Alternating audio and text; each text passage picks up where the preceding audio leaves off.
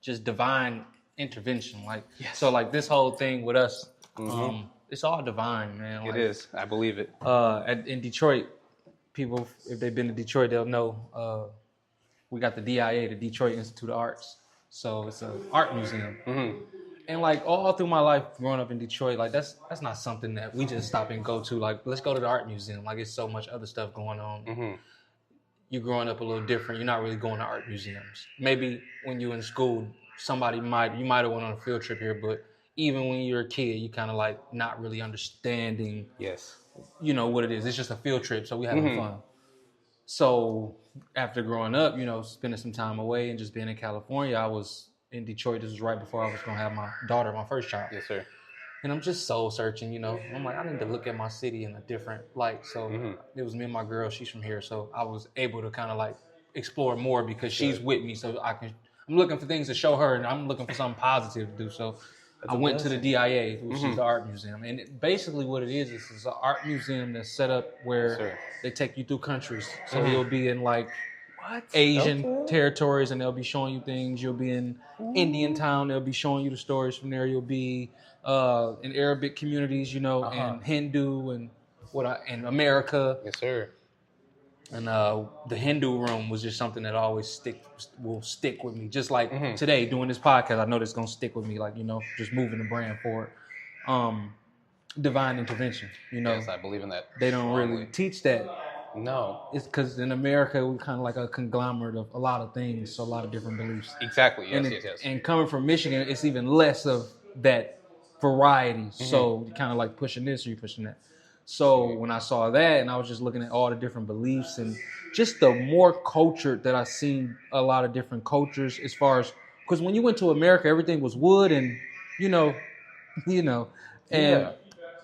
and these other rooms, these things were more culture, like the plates they ate with, the dishes they ate with. So I really was intrigued. So this divine intervention thing, it just really stuck with me. Like, I stood in the Hindu room for like an hour, just reading, just understanding. And it just helps me go through with life easier, just knowing that it's really all divine intervention. As long as you got good intentions and, you keep your head where it needs to be as far as where you're trying to go, it's all divine. Like, this is all, Yes, sir. Yeah. No, I strongly believe in that, and like I said, this is exciting. I'm very excited to start this episode with you. Yeah. And I mean, if you're ready, we'll get started. Yeah, let's do it. All right, let's make it happen.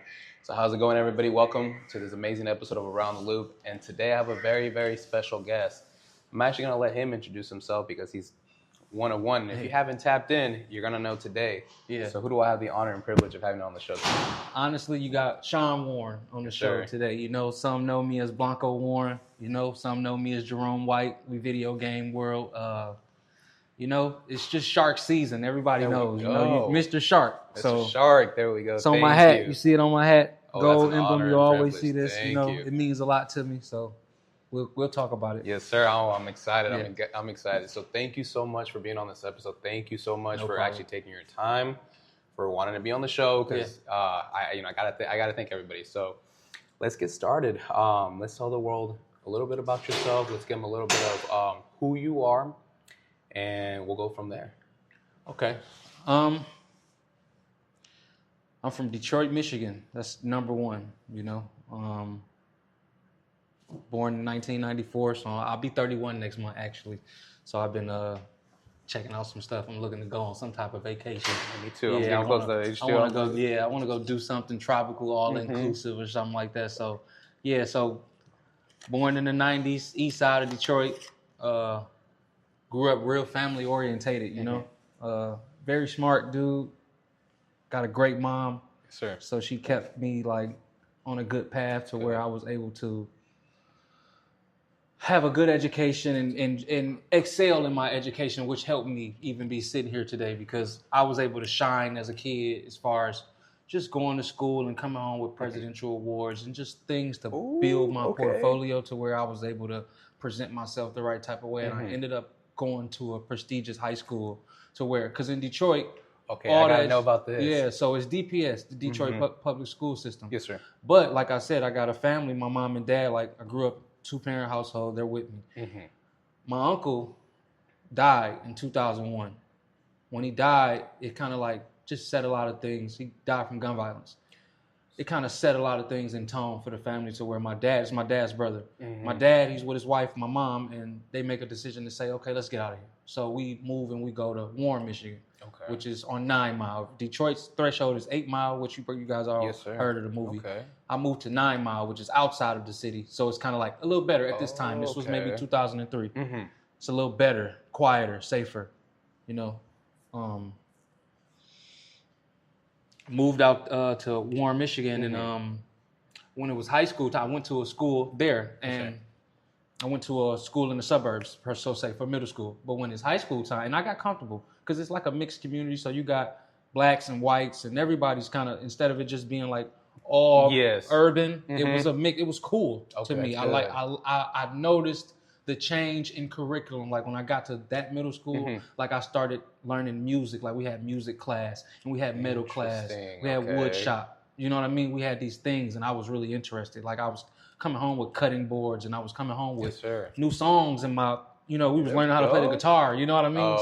So to me, I'm like, I'm cool with this. Like I can go to high school from here because they got a lot to offer as far as just different things. Like I want to go to the next version of woodshop and I want to learn more things instead of just, you know, because they don't really fund DPS. You know what I mean? And it's probably even worse now. This was 2008 when I'm going to high school. Okay. And I get to this crossroad because this makes a lot of sense how where my life went. And I'm about to just go to regular suburb school because I want to, you know, be safe and it's cool. And my mom's like, no, you're going to Cass Tech. And I'm like, what's Cass? Okay, and she like, interesting. It's downtown Detroit. Like, this is where you need to go. It's the most prestigious school. You got to take a test to get in there. You know, you wear a uniform. They're connected with colleges. You can make something to yourself. No, I'm not going. Listen, I'm not. No. Like, no, I'm cool. I like where I'm at. I like what's going on. I'm going to go to this school over here. No, you're not, you know? So we're going through it, right? But she changed my life because she goes and find out. Now, we moved out the district, so you have to take a test to get into this school. I see, yes. But you can only take the test if you stay in Detroit. So I don't live in Detroit anymore, so I can't take the test. They're like, the only way you can get in is you got to make yourself, show us who you are on paper. So that's where all the presidential awards that I had got and things like that. I had like 4 of them. Yeah, so signed by George W. Bush, and then the next president came in, and I had one Obama. I had one signed by Obama. Those are trophies right there that trophies. Not many can actually brag about. Those are bragging rights. And it was divine. It is. I'm telling you, I believe in that because my mom is watching this. She has the folder right now. She know about the golden folder. So that's amazing. We take this golden folder down to Cass. Got you. They say, okay, write us this essay, write us this essay, write us, you know. So I had to like write essays. I'm kind of like rebelliously doing it, but I'm doing it. We go down here, it's just funny little things that show you how it's all divine. So we go down there and we're late to turn in the application. So the lady, she's like, oh yeah, you're late. So I'm putting your folder is going to go in the late pile. And I'll never forget the number. It said plus 73. She wrote it on there. She stamped it. So I was like, I'm 73 late. Also in a little bit, I'm like, okay, yeah, good. They might not see my stuff so good. They call. Okay. That was I got accepted. You're right. So I'm like, oh my gosh, right. So now I'm going to this school in Detroit.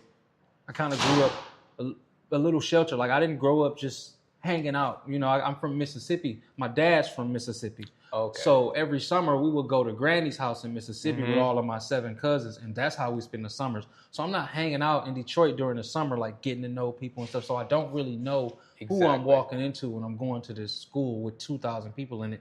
2,000 people. It's 8 floors, 2,000 people. From the previous school you were at, what was how many people did you have in that one? 200, 300. So from 200, 300 to 2,000. 2,000, 8 floors. Huge school. And I'm going by myself. I'm not going with any cousins with me. They had elevators? Let me show you a picture. Hold up. Yes, they have elevators. Yes, they have elevators. I've heard stories about schools like this. I can only imagine. So around my sophomore year, I started I had bronchitis when I was a kid. And I started I'll definitely post a picture on that. Yeah. Oh, what? That's Cass Tech. All my technicians, if y'all watching this, I'm putting, they know it's real. Oh my. Yeah. We had to walk those stairs right there every day. My first hour class was in the basement. You go down the stairs, right? My second hour class was on floor 7.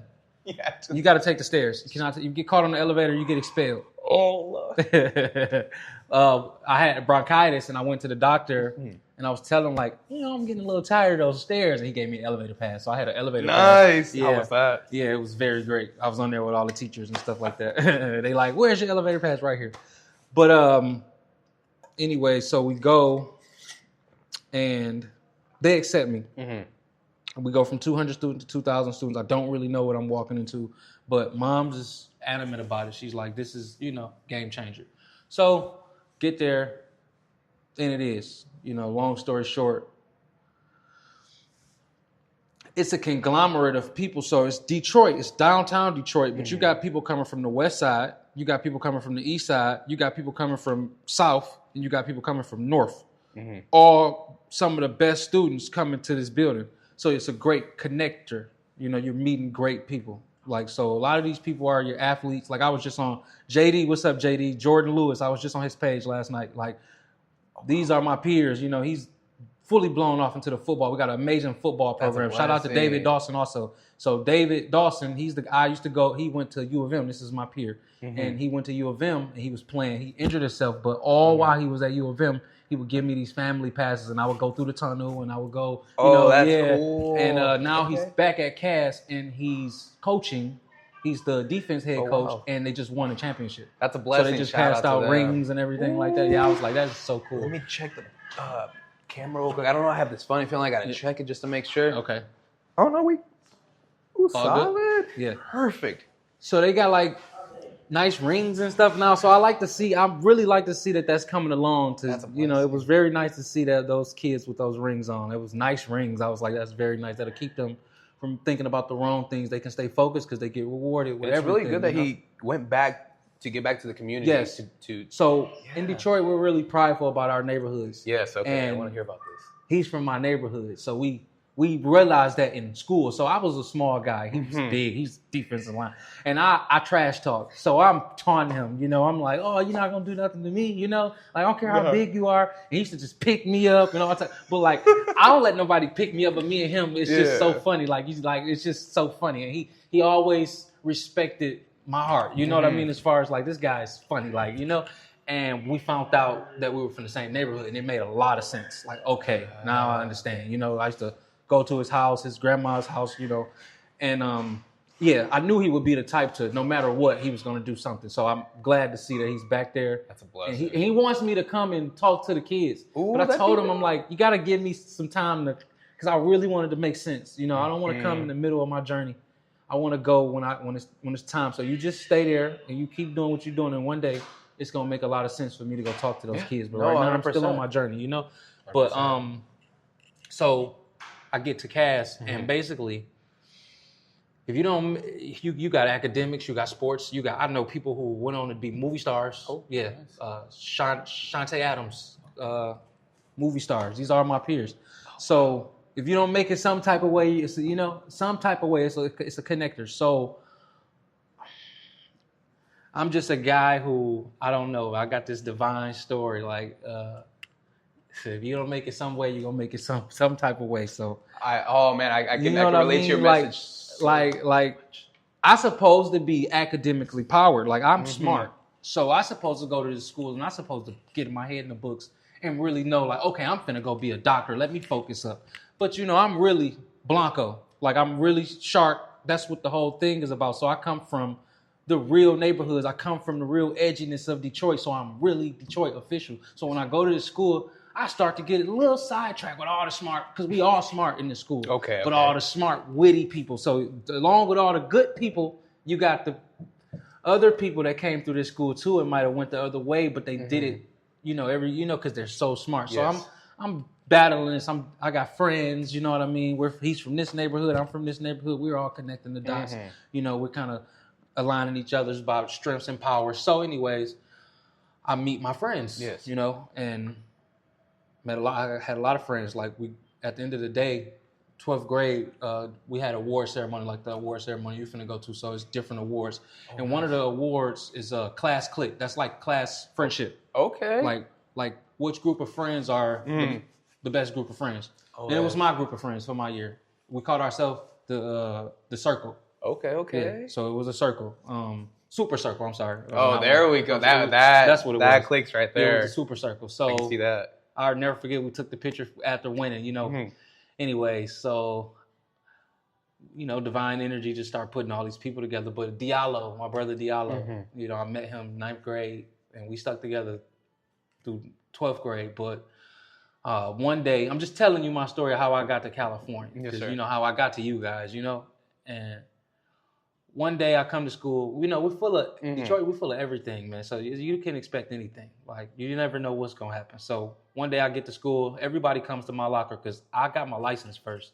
So I see. I would drive and go to the gas station every morning because I would always get gas and I would always get candy from the gas, get a bunch of candy and stuff.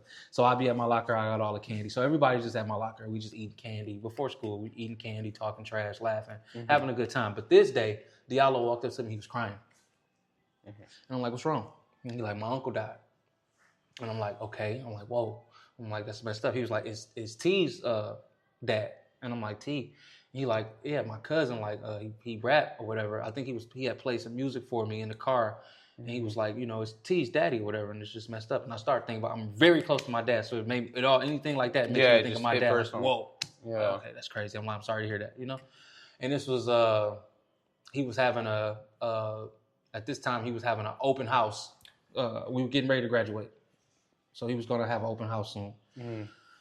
And it had to be the same week, at least 2 days later. When we went to the open house, and it was in his neighborhood, and it was kind of like 3 family members all stay on the block. So we were kind of like from house to house, and people were in the middle of the street. And Tee was there, whose daddy just passed from gun violence. And he had a shirt on, and it said, R.I.P. Pops, rest in peace, Pops, with his picture on it. And he was just in the middle of the street, and he was smiling, handshaking people. And I'm standing on the porch, I'm just looking. I was like, wow. I was like, man, I don't even know if I'm that strong. I'm like, man, he's handling it, And I was like, that guy right there is strong. Like, if he ever needed somebody or anything like that, like, I got him. Like, for sure. Like, I know that's Diallo's cousin, and if he ever needed a hand, like, I got him. Like, that's so strong. And I just said it to myself, whatever, let it go. And, man, I could talk all day about this. So many little things happen in between all of this, to divine things that happen to show us that, we were connected through something spiritual. And long story short, I did all this on autopilot. I didn't open up the books for real and say, I'm about to do this. I ended up going to Michigan State University. That's not easy. It's not. They don't accept everybody, so if they accept you, then you get to go on that journey. But you got to earn that journey. It's a real journey going to a university school and actually seeing that part of life. And for some reason, God granted me that. I was going to Michigan State University. Nobody's going to Michigan State University but me. Like, even a lot of my peers, not saying but me, but from where you came, where I'm hanging out at, the people even inside of the school who I'm hanging out with, nobody from the super circle is going to Michigan State. You know what I mean? So let's just say that. So I'm like, okay. Even a couple, like Diallo and my other friend, they went to, so that's it. Michigan State is in East Lansing. That's like 2 hours away from Detroit. So you're like away, a small town. They came up and stuck with me and went to community college. East Lansing Community College got apartments, and it's kind of like they were going to school out there too. So it was cool. They were staying close. Right. Okay, so they brought the community with you. Exactly. Okay. It was, and that was very cool. Appreciate you guys for that. Yeah. Okay, so Tee is Diallo's cousin. Diallo is my best friend.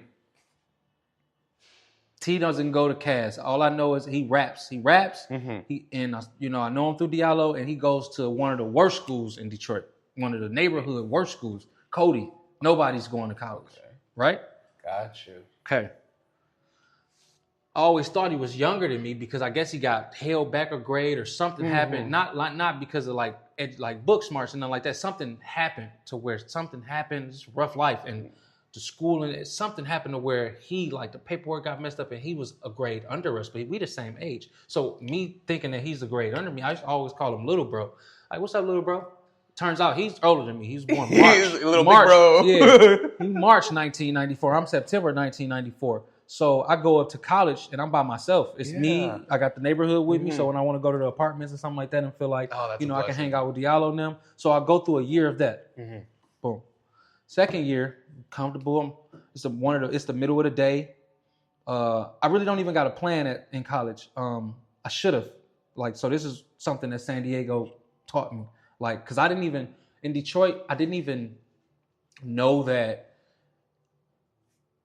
it's like we're hustle city. So we're trying to, not even greed. We just want something out of life because like a lot of people don't have things. So anybody that ever had something, you're like a hero. So anybody who was able to actually have things around us, like you're heroes to us. And most of those people don't make it because they got to go do the wrong things to get it. You know what I mean? Like you said, doing the right or the wrong things. So like I didn't know that you could go be something in one of these buildings. Like so many buildings out here in San Diego where you can walk into these buildings and be on the top floor like this building here. Like you need credentials to get in there to get that job, you know? And see, so me, by God giving me that play to go to Michigan State, I would never forget, this is 50 times I had all these majors sitting in front of me. And they're like, pick one. And I'm like, I can't just pick one of these. I don't know. I don't want to just pick this and this is where my life is going to go. Like, I want a lot of money. Like, is this going to give me a lot of money? So this is what I was thinking. So I kind of like, okay, just say undecided. I'm going to just check that. So I'm undecided. I'm at school. Okay. I'm just taking the prereqs, like the stuff that you're going to need with all of these majors, like math and stuff like that. But I'm not jumping off into like my divine, I took a horticulture class. I'm jumping into communication classes. I'm learning a lot though, but I'm picking my own curriculum. I see. Right? I see. Okay. I took a construction management class because I was interested in that. I'm like, maybe I want a construction company. So like I learned a lot about construction, you know what I mean? And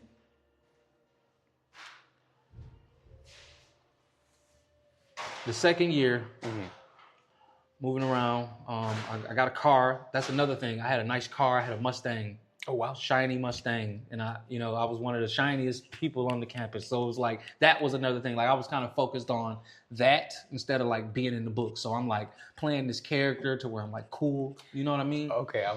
So I'm being a cool guy right now. I'm in the middle of campus. I'm trying to be seen. My car's clean. I'm trying to be seen. I'm driving up the middle. It's Shaw Lane. If anybody that went to Michigan State, I'm driving up Shaw Lane. Who do I see to my right? I see T. Right? I told you he went to Cody. Worst school. They're not going to college from Cody. I see T. I pull up. Hey, what's up? What are you doing? He's like, what you mean what I'm doing? I'm like, what you doing up here, you know? He's like, I go here. I'm like, no, you don't. He's like, oh, I go here. I was like, let me see your ID. Pull out your ID right now. Because this is something. Yeah. He pulls out a Michigan State ID. Whoa. You go here? This is crazy. I thought I was the only one like me up here. That's crazy. I'm like, good to see you. I'm like, good to see you, brother. I'm like, wow. I'm like, that's what's up, you know? I never forget this moment. So it was like, all right, yeah, cool. You know, and I feel like that was a moment with us where we understood each other's brain. Like that was a moment. Me and this guy go on to see the world together. But that was one of the moments. Like we already had some moments back in Detroit where it was like, okay, you solid. But this was like brain power. Like, oh, okay, right? So now we would always see each other around campus, and it's always that now. Like, what's up, brother? He got a couple people with him. I might be with my girl, and we just doing college. And then we'll start seeing each other because that's Diallo's cousin. So now we're seeing each other at Diallo's house. You know, we're building that bond. It's, so that's the family. And we're in school. We're trying to figure it out. Long story short, don't want to go into, everything. I'll tell you more, but I don't want to even waste that here. If you know, if you look up the story, things shifted in 2000. I started in 2008. Things shifted in 2010. I'm sorry. I started in 2012. 2008 was high school. Okay. 2012. Things shifted in 2014. We abruptly had to leave Michigan State. Wasn't under our terms. It was ugly. It got ugly up there. By us being straddling the fence with life at the time. Definitely. And, we should have been in high school. We should have had our head in the books and looking for scholarships to be able to pay for college and be able to be in college with no worries. But we were in college and we're worried about funds and, So, fast forward, we're back in Detroit. It's 2014. Oh, wow. Still tied in spiritually, but trying to figure it out. He's a rapper. Now,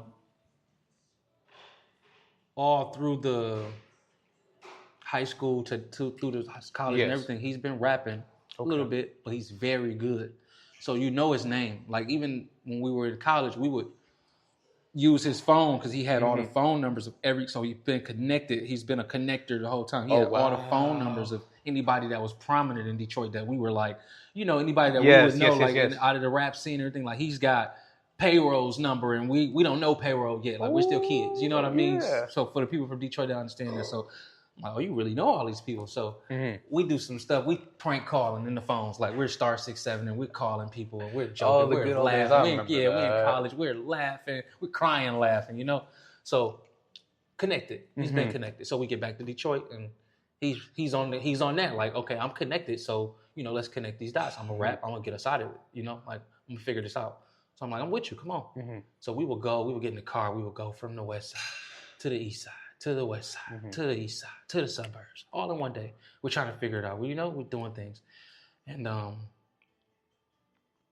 doing things. And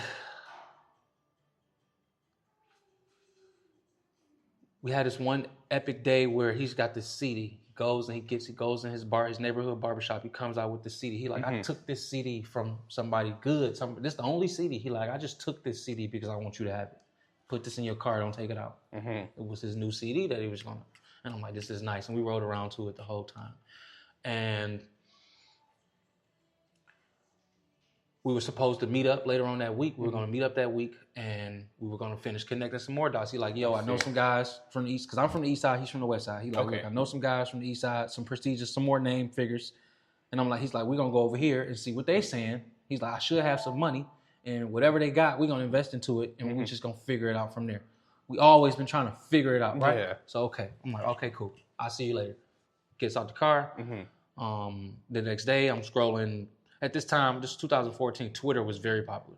Okay. Scrolling Twitter, and he's like got a little name in the underground world. Not mainstream yet in Detroit, but just underground. If you know, you know. All our high school peers, because we're growing up, and we all grew up around each other. But I start seeing people making fun of him. Like, oh, he's stupid, blah, blah, blah, blah, blah. Look at him. And I see a mugshot. I see like a picture of him in handcuffs. Like, interesting. Walking out of a jewelry store, whatever. Long story short, he went to Kentucky, and they tried to do a smash and grab on some watches, some Rolex watches. They got caught. As soon as he hit the hammer on the glass, immediately they cocked the shotgun. Don't move. Right? Right? Cool. So I'm mad because I'm sitting here and I'm like, wow, they're making fun of him. Like, they don't understand him. They don't know him. They don't really get it. Like, they really don't get it. Like, I hate that. I hate that he's so smart. You know what I mean? Like, jail is not for us. And I never forget, I kind of like said something, alerted. And my mom heard me. I'm at my mom's house. She's like, what's wrong with you? I was like, you don't even know him for real. I was like, it's my friend. I'm like, she knows him now. You know what I mean? So this is all like, this is something I know the moment that she'll never forget, because she remembers when I was alerted, and I was like, oh, and she was like, what's wrong? And I was like, man, one of my friends I just seen something that's crazy. Like, he don't deserve to go through whatever he's gonna go through. Like, it's messed up. And she was like, oh, it'll be okay, All right, so now we back in school. We back in Detroit. We're about to try to connect the dots. He's gone. He's more popular than me. Now that he's gone. He's in Kentucky. I don't know what's about to happen. So now I'm by myself. I go, and my mom is another special part of this. So she started as a sales associate on 8 Mile again. There's 8 Mile in DeQuinder. So I grew up going up on 8 Mile in DeQuinder at the shopping center. People know about this. Grew up there for real. Every day after school, that's where we're going, because mom's is working. So, and dad is working too, but we'll go with mom. And 8 Mile in DeQuinder, and she works at Dots. It's a clothing store. And she started when I was an infant, she started there as a sales associate. But she always wanted to be a district manager. That was her thing. She learned it all, and she was able to get into this company. She started in 1994 when I was, and she was able to get in and meet the owner as he's building, Bob Glick. How you doing to Bob Glick? So he's from Ohio. She was able to meet him and build with him to the point to where he grabbed her hand and pulled her up to. She started growing with the company. Like, she became a store manager, then a store manager, then a new store opener. So she was the first one to travel honestly. So even all the way up to this point where I'm telling history you, right there. I haven't traveled yet. Like I've been to Mississippi, and that's it. They took me on a plane to Las Vegas when I was a kid, but that was it. Like, yeah, those are vivid. No traveling. But she comes back with all these stories from wherever she goes to open up these dots. And so she's coming back from Philadelphia. She's bringing a cheesesteak. You know, so I'm getting to taste it. She's going to Atlanta. She's telling me about the places. She's going to Chicago. She's telling me. So I'm listening. I'm vividly remembering this stuff. So I'm like, okay. She takes pictures. You know, back in the day, the pictures, and you get them. And you get. So I'm looking, and I'm able to visualize these things. Okay. So the dots closes. She gets all the way as I'm going through college. This is college days. She's still working for Dots. She gets the district manager position. We're all happy. They moved her to Lansing. She moved the whole family to Lansing where my college was. So my whole family's up here now. Oh, nice. Yeah, okay. She got a company car. She gave me her car. So I got 2 cars. I got my sports car and I got my truck, her truck that I'm using for the wintertime. So I'm just living the life, That's right? a blessing. Okay, but Dots closed. Okay. Like chapter 21, chapter 11, bankruptcy, how companies do when they ready to skedaddle. Filed bankruptcy. She went through that, lost the company car, lost the job, had to move back to, local, not Detroit, but in the area. And she rebuilt. She was rebuilding. And this was all around the time where I'm rebuilding. I'm in the city too. So I'm like, you got to take your passions and really turn it into a triumph. So you got to start a company. That's what I think. I think you know enough. You're so good at it. And she's fashionable. She loves clothes. Like if I show you my mom right now, like that's what she does. Like that's what thing. I've been peeping on the Instagram. Is that? Yeah. Oh, I'm nothing. I've been peeping on that. I've been seeing that. Yeah. That's compared to her. I'm nothing. She do this like me. Like she just got it. Like you know what I mean. So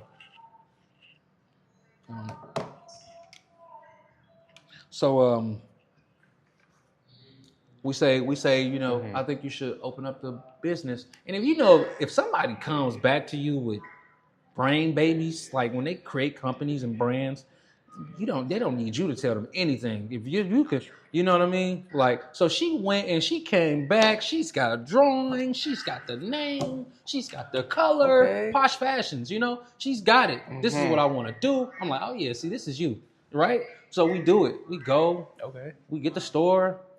I'll show you the store. We get the store. The store's on East Jefferson, right in our neighborhood. It's prestigious. It's nice. Oh, wow. All around that time, she's real close to fuck fentanyl. I'm against hardcore drugs, right? So I got a grandma, and I wouldn't even speak on this, but we're really having a podcast, and I want people to understand where all this comes from. So fuck fentanyl. I'm against. Excuse my language. No. I'm all against hardcore drugs. So my grandma was a drug addict, right?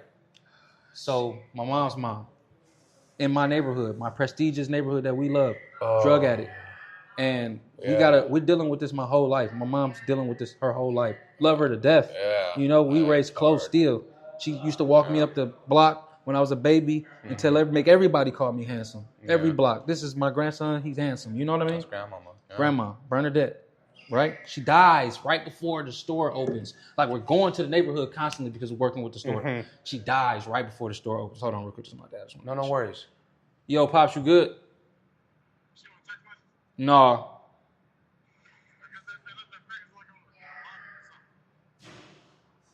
Oh, okay. Yeah, I'll go get it. Okay, let me call you right back. I'll go get it up. All right. I can put a pause if you need me. No, it's okay. So she dies right before we're opening up the store.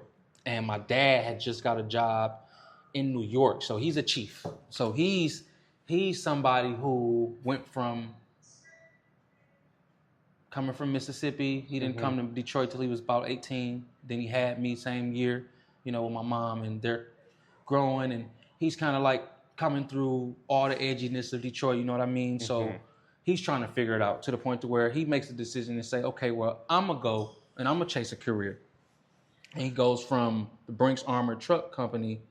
At this time, he was at Brinks. Right now, he's for Republic Services, the trash company, but he's he runs a whole branch out in Pontiac, Michigan. So, he's a big dog. Yes. He's the chief of operations and everything. Okay. But that's who his character is. So he he kind of learned it from my mom, how she went from nothing to something with Dot. So it's kind of like we all noticed you could do this. Yes. So he went to Brinks, which is the armored truck. So he went from driving the truck And he did this fast. This is all while I was going through high school. He's fast. It was happening fast for him. I He love goes from that. driving a truck. He comes home one day, son, I'm jumping out the back of the truck. They teaching me how to go through. Now he's stepping off the truck, doing the money. There we go. Now he's coming home with little things. He's learning things. He's coming home with PS4, PSP, like all these new gadgets. He's like, yeah, I'll be in the back of the gaming store, and they was talking, and then they let me get on the list, and now, so he's bringing stuff. So I'm like, cool. So he's coming up. So he gets to the point all the way to Brinks to where he's a safe coordinator, like he's working on these high-tech safes. He wants to be a branch manager, like she wants to be a district manager. And it gets to the point to where he's playing chess with this whole, do I stay here and become this branch manager, or do I go with somebody else I just built a connection with that's telling me that they got a spot over here for me to grow in this other company? He goes, But at this time where we're building the first Posh, he's in Brinks, and this is the peak. They sent him to Brooklyn.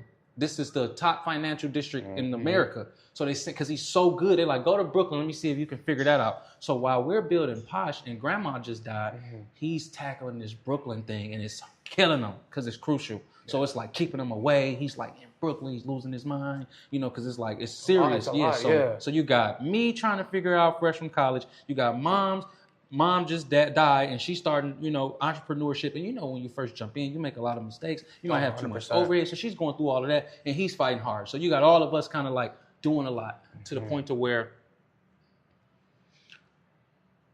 we ran the company for at least over a year and a half, to the point to where she's like, man, it's just, I don't know. She swamped bills because we're paying like $2,000 a month for the spot. We don't know nothing. We just signed the lease as soon as we got it, Great brand, right? So close the store. Dad ended up coming back. He takes the position with the Republic, to kind of like not be in this big old financial world and kind of have some chill. And it's trash, so it's a little different. Like he always tells me, it's just trash, so that's his thing. And he was able to go and he started growing over here and like grew to a greater person than we could even have imagined, like catapulted over here, And Mom went and worked for Forever 21. She had more growing to do. Okay. Because Dots was a new 1990s company, so she had all that knowledge. But Forever 21 is the new beast. So she went to Forever 21, and she kind of just got, they gave her Dot salary back. She don't have to do as much. She wasn't a district manager, but they gave her district manager pay to run a big store, and so she was just a store manager running a big store at Oakland Mall out in Michigan. So she got comfortable. She's like, I'm good. Pops is good. They're good. And now, and then I'll tell you about my thing. So, but telling you about Posh, because Posh is back open. We just launched Posh back open. We got it's online website. She's doing pop-up events. I'm going to put it here too, so they can tap nice. in. Yeah, she's the one. I passed the torch to her. So for sure. So we go through all this time. So this is from 2014 to now, Forever 21 just did the same thing where they filed the bankruptcy and they closed. This was earlier this year. So Mom's in it again. Same thing. So this time we're like, okay, now we're going to do this for real. We done grew now. We beasts now. Let's do this right, and let's do this. So that's where we at. So she came out here just recently. We went to the fashion district, and I ended up, I had my Osmo, and I was, doing my vlog, and I ended up running into the federal raids that they had. They launched those raids not too long ago. I was in the middle of that. Like, I was there, that was hectic. Man, we literally were out there, like, I'm filming her, like, I was showcasing her. We're buying product, we're meeting people, ambiance. The store's name Ambiance. We're going ambiance. We're mind blown. We're like, this is Forever 21 right here. Like, but the wholesale, we're like, this is so great. So we buy orders from Ambiance. It's kind of late in the day. And they was the only ones that had like breakfast in the morning. They had like coffee, bagels, and things like that. So they're like, we're going to have an even bigger breakfast tomorrow. Like, you guys get here in the morning, come pick up your boxes. It's all good. So the next day we get there early. We're like, we're going to get the breakfast, blah, blah, blah.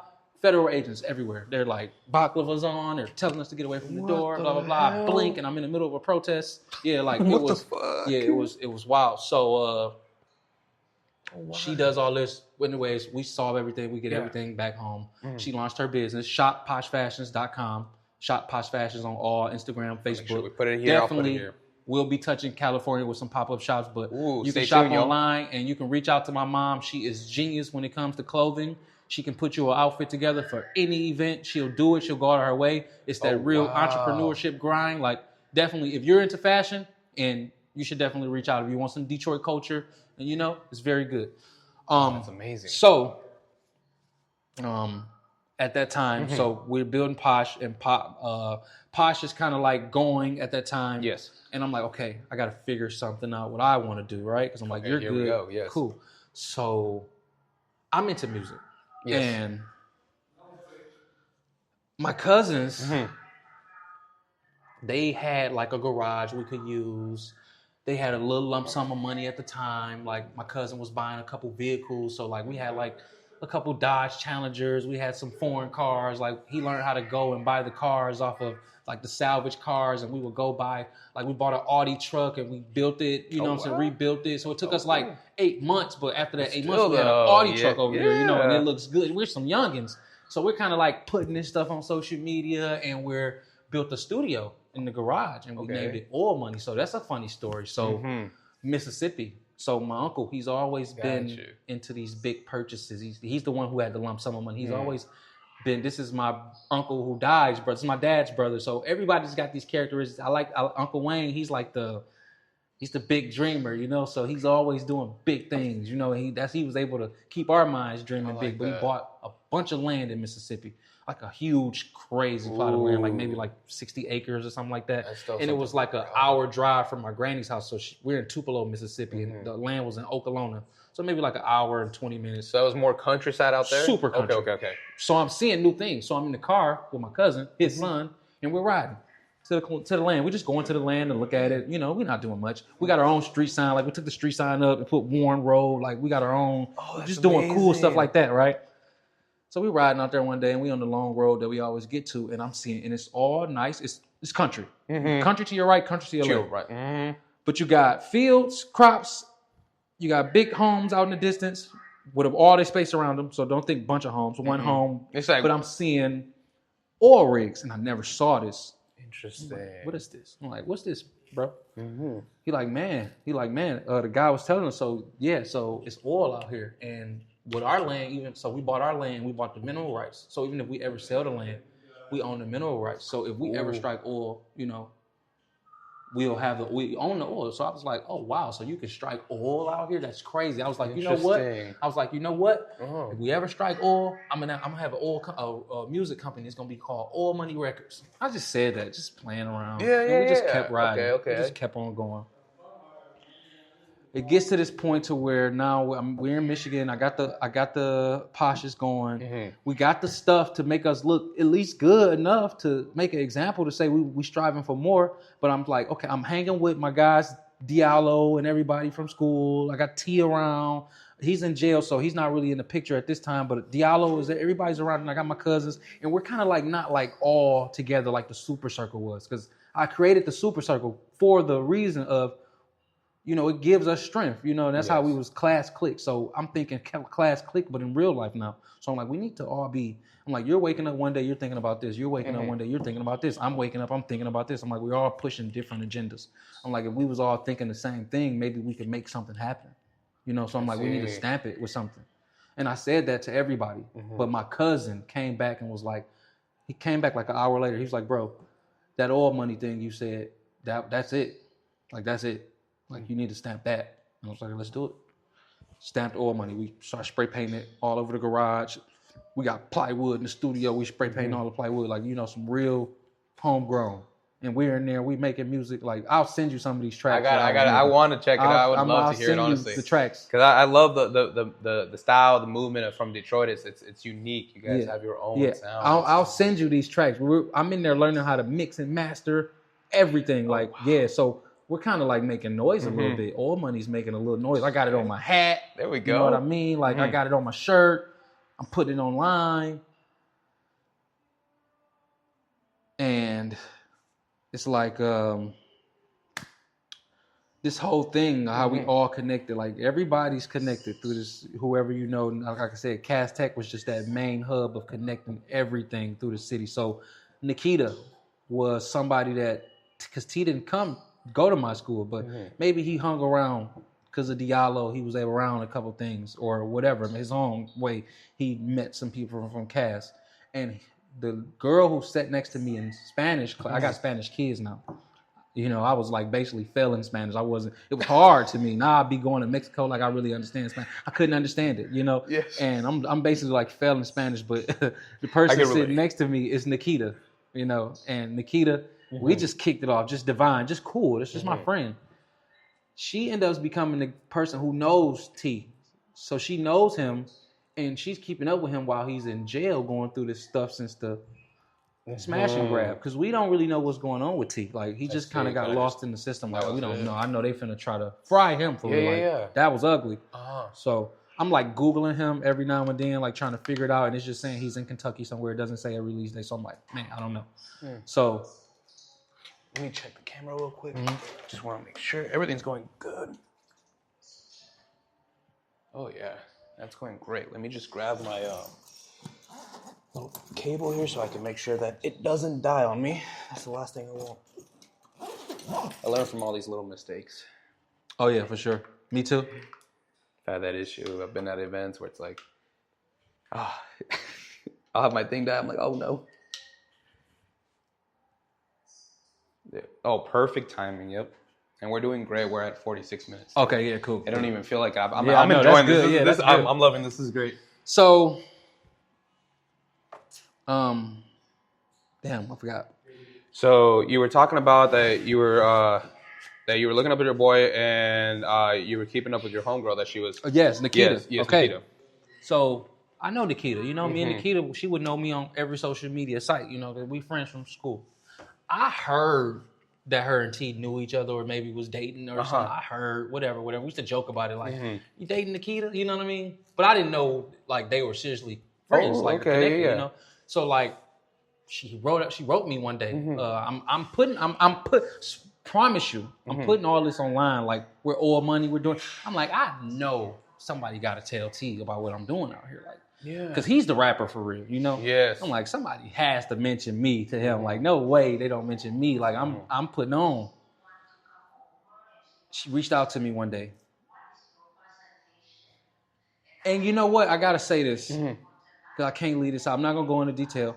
Some things happened right before Nikita reached out to me with this oil money thing. Where it had me questioning everything. Like, do I keep going with this or do I need to find something, you know, because now I did this thing where I jumped in, I brought a lot of people under something, and I was, you know, it's making some noise, and I'm getting different things happening from different people under this umbrella now. So it's kind of like what you get if you have a group like the Temptations or something, like everybody's bringing their thing, and then it blows up, and you don't have it no more. So I'm having these thoughts, this is, you know, and I'm kind of like I'm the face. Yeah. So it's like I'm going through it the most. So I'm like, because I created it. So I'm like, do I let this go or do I keep going with this or I should just figure something out for myself? So I really came up with the thought of figuring something out for myself. I'm like, I'm going to let them have this. Okay. And then I'm going to go and I'm going to save up some money and I'm going to get out of Michigan. I need to be in a bigger space. You know what I mean? I feel like I'm drowning here. So I'm like, okay. Because college was supposed to be the thing that could have took me further, but I didn't see it like that. So what did I do? I was back at square one. So I'm like, okay. So I say, I'm going to get a job, and I'm going to save the money, I'm going to get a job, and I'm going to go, and I'm going to start traveling, and I'm going to figure something out by traveling, freeing myself. I see, okay. But you can't get a job, who I am from Detroit, you know. I can't just go get a job anywhere, because if I get a job and somebody see me, because this is how we're thinking. This goes back into my thought of not being able to pick a major, because I'm like, well, what job I want to get? Because I want to be the boss. That's because in Detroit, everybody wants to be the boss. That's what right? Okay. So I can't go get a job because they're going to judge me. If I go get any job and people can see me, because I built up a name now. Now I'm oil money. They don't want to see you at McDonald's or Burger King. I'm screaming oil money. So I can't go get a job, and it's shallow, but it's serious like that where I'm from. I see. So I can't be seen at McDonald's, because if I'm seen at McDonald's, you can never be oil money again. No. Now you just McDonald's. So it's like I'm trying to keep this illusion alive to where I can go and be something big, and they don't kill me out by me, you know, and that's just how it is. Even San Diego is not like that. So I'm telling you, and that's why I'm here. because it's just something totally different. And I got a son now, so I want him to grow up in a great environment where he can be and he will do what he needs to do. Because here, it's gonna be the same respect for the guy at the taco shop and the same respect for you can go from that taco shop to the top floor here. It's and amazing. People would understand you at your taco shop journey. But see, where I'm from and what needs to fix is they don't understand you at the taco shop journey. So if you at the taco shop, they just write you off like, oh, that's the taco shop guy. He's not gonna grow, but you can really grow, right? So I wasn't thinking like that. I just knew where I was at with it, you know. Okay. So what I did was, I'll never forget. I was at a pop-up shop, like how we're still doing pop-up shops right now for Posh. I was going to a pop-up shop at Wayne State University with my mom. She's autopilot. Like if she would have had all the smarts and resources she had the first run, Posh would have never closed, and it would be as big as Forever 21. She's that good.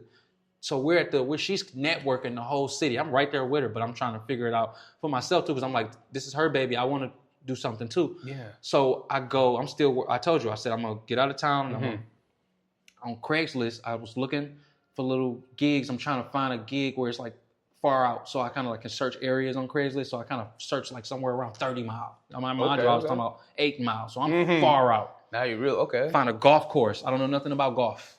Right? This is interesting. Right? So I write out to this golf course. Let me get a job. You know, I'm interested. We're walking into the pop-up at Wayne State in Detroit. They called me. I said, hold on, Mom. Take the call. Talk to the guy. He says, yeah, come see me tomorrow. I'm like, okay. I put on my slacks, put on my polos. I go see him. We talk. I get hired. Right there in the big house of the golf club. I get hired. We don't even have a maintenance manager yet. Like they're trying to figure all this out. But he hires me. He's like, you're going to work the grounds, right? Okay, but they hadn't even hired John Matty. I'll never forget his name because I even texted T the other day. I sent him a picture of him. I was like, you know who this is? He was like, that's John, bro. I would never forget that. You know what I mean? I know you won't. I'm like, I know you won't. So anyway, I get the job. Now I'm at the golf course. Now the golf course is my California before California. I don't know nothing about California, right? Okay, but I know the feeling that California gives me, right? So the golf course was giving me that because it was private. It was a private golf course. We're on 27 Mile. It's just different. It got a cafeteria on the inside where I know the chef and they're making like the golf club type meals. And it just is. I'm like, I like to be here. I got to be there at 7 a.m. So I'm watching the sunrise every day. I'm on the golf cart. Beautiful. So I'm like, it's green. It's, paradise. I'm just feeling good. I'm like, man, I needed this. You know what I mean? I'm making money. So I'm like, now I'm thinking about what, how to save the money or how much this check going to be. I'm free. I'm freeing myself, from just, so. I'm doing this, and Nikita reaches out to me one day while I'm on the golf course, and she says, hey, I've been telling T about you, man. He's looking for you, like, you need to reach out to him. And I was like, reach out to him? How am I reach out to him? I thought he was in jail. Like, I don't know how to reach out to him. She's like, well, you got to download this app. It's called JPay. And I'm like, oh, I never knew that you could do that. So she's like, yeah, download it, put these numbers in, blah, blah, blah. You can write him a message. So I did it all. I wrote him a message. And he wrote me back. And he says, dang, bro, where you been at? And I was like, man, I've been looking for you. Like, I've been looking for you. I've been Googling things. I didn't know this JPay stuff. He like, man, that's crazy. He like, never mind all that. Nigga, you a good person, bro. Like, you a good person. Like, I know you a good person. I don't know what he had been hearing. He still haven't told me. Like, it's everything we got so divine. Like, I don't know what happened. Yeah. He was like, you're a good guy, bro. And I got some plans. I got some stuff going on. Like, I'm gonna do this music. Like, when I come home, I'm gonna deal with you heavy, bro. And like, we gonna make it. Like, I'm gonna take you around the world. I still got the messages. I'm on the golf course. And I'm like, man, it's crazy, bro. I'm like, I know Nikita been telling you about what I've been doing. Like, I was doing the music, blah, blah, blah. I'm like, man, my cousins. I'm like, man, it's a lot going on. I'm like, I don't even really wanna, and he like, man, never mind all that. Just wait till I come home. Like, I got you. Like, just chill, bro. Like, you're good. Like, don't worry about anything. Just wait till I come home. And I'm like, all right. I'm like, I just been on this golf course. I'm just being transparent with you, bro. Because you see how it's shallow and you don't want to tell nobody that you're working a job. But and you see me and him know each other on every level. I could be so deep with him. So I knew I don't have to hide nothing from him. So I'm like, I'm working, bro. Like, I done went and got a job. Like, I'm on a golf course. Like, I'm trying to figure this thing out. I'm like, it's beautiful. I'm like, I'm out here with my feet up. I'm texting you. I'm on a golf course right now, bro. It's so peaceful. And he's like brushing it off like, yeah, that's cool, Yeah. I'm not knowing he really hearing me, though. So fast forward, he's about to come home. He comes, if we're texting December 2015. Okay. He's home October 2016. August 2016. I'm on the golf course trying to save my checks. I'm cool with the golf course, so I'm like, whatever. Like, I'll go work the next season. Like, I'm cool with that because that's helping me grow. Just being out there and just learning something different, watching people watching, being to myself so I can think. He comes home. Now he's home. He tells me, yo, in the message from jail, yo, I'm going to parole and I'm going to call you. I'm going to call you as soon as I get out. I'm going to call you. So I see him. He's like got a fake name a little bit. So he's somebody in our city slightly to the point to when he gets out, it's on a couple of the pages that's involved. Oh, wow. Okay. Tee's home. Not Tee Grizzley at that time. Terry, All-Star T is home, And I see it for the day, and he doesn't call me. I'm like, dang. I thought he was going to call me. I'm just like, whatever. Like, dang. People are always saying, they're going to do something, and he probably got distracted, whatever. I'm just so used to, the people saying anything stuff in my city and just I'm a person without a brother and stuff like that. So it's like, whatever, like, dang, I thought he was going to call me. He got distracted. He didn't call me, So I was kind of like butthurt that first day. So I never forget. I woke up the next day. I'm like, he still didn't call me. So I text him. Like, I thought you was going to call me. You know what I mean? Like, we've been building in the text. Yeah.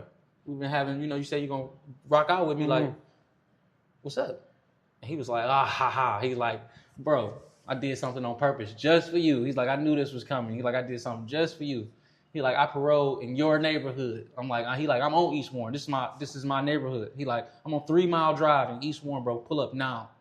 Right? So I'm like, what? I'm like, you on the east side? T from Joy Road. Yeah. Right. Long story short, I found out his daddy's from the east side and bought a house on 3 Mile so that he really knows the east side. And that's part of the reason why we got connected, because he loves east side. I'm from that neighborhood, so he instantly noticed, like, oh, you're really from this neighborhood. Like, I got all the mannerisms, and it's just it's a thing, So I didn't know all that at the time. It's a connection.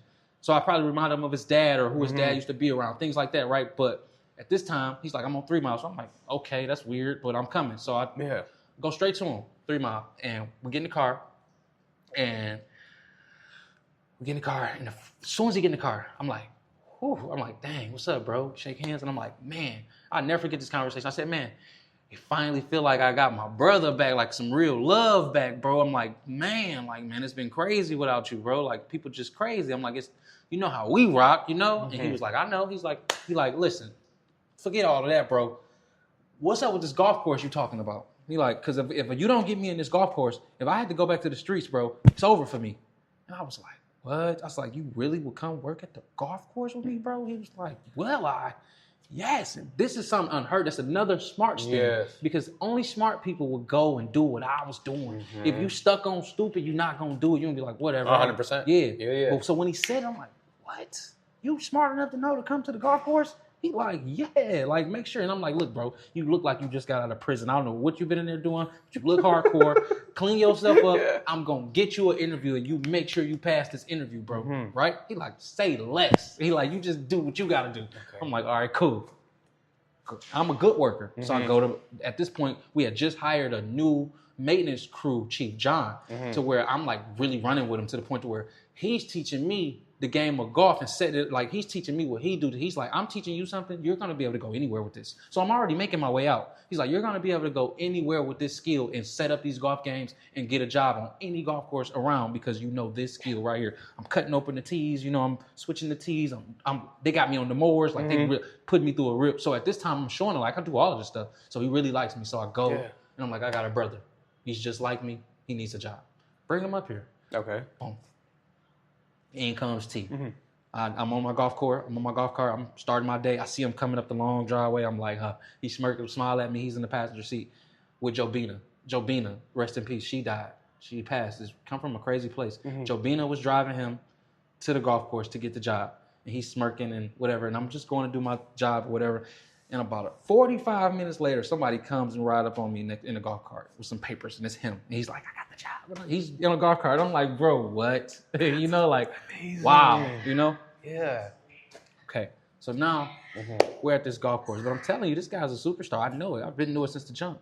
So he's like, okay, look, now I'm good. See, I'm at the golf course. So now we're building at the golf course. So every morning, John is telling us, like, you aren't trash and you're going to do something because he knows, right? So he's like keeping us like apart. So anywhere I go, you just see T pulling up. He's just coming. Like, John will tell him, go all the way over there and do this. And T will go that way for a second. And then he's coming right pulling up on me. You know, he's on a mission.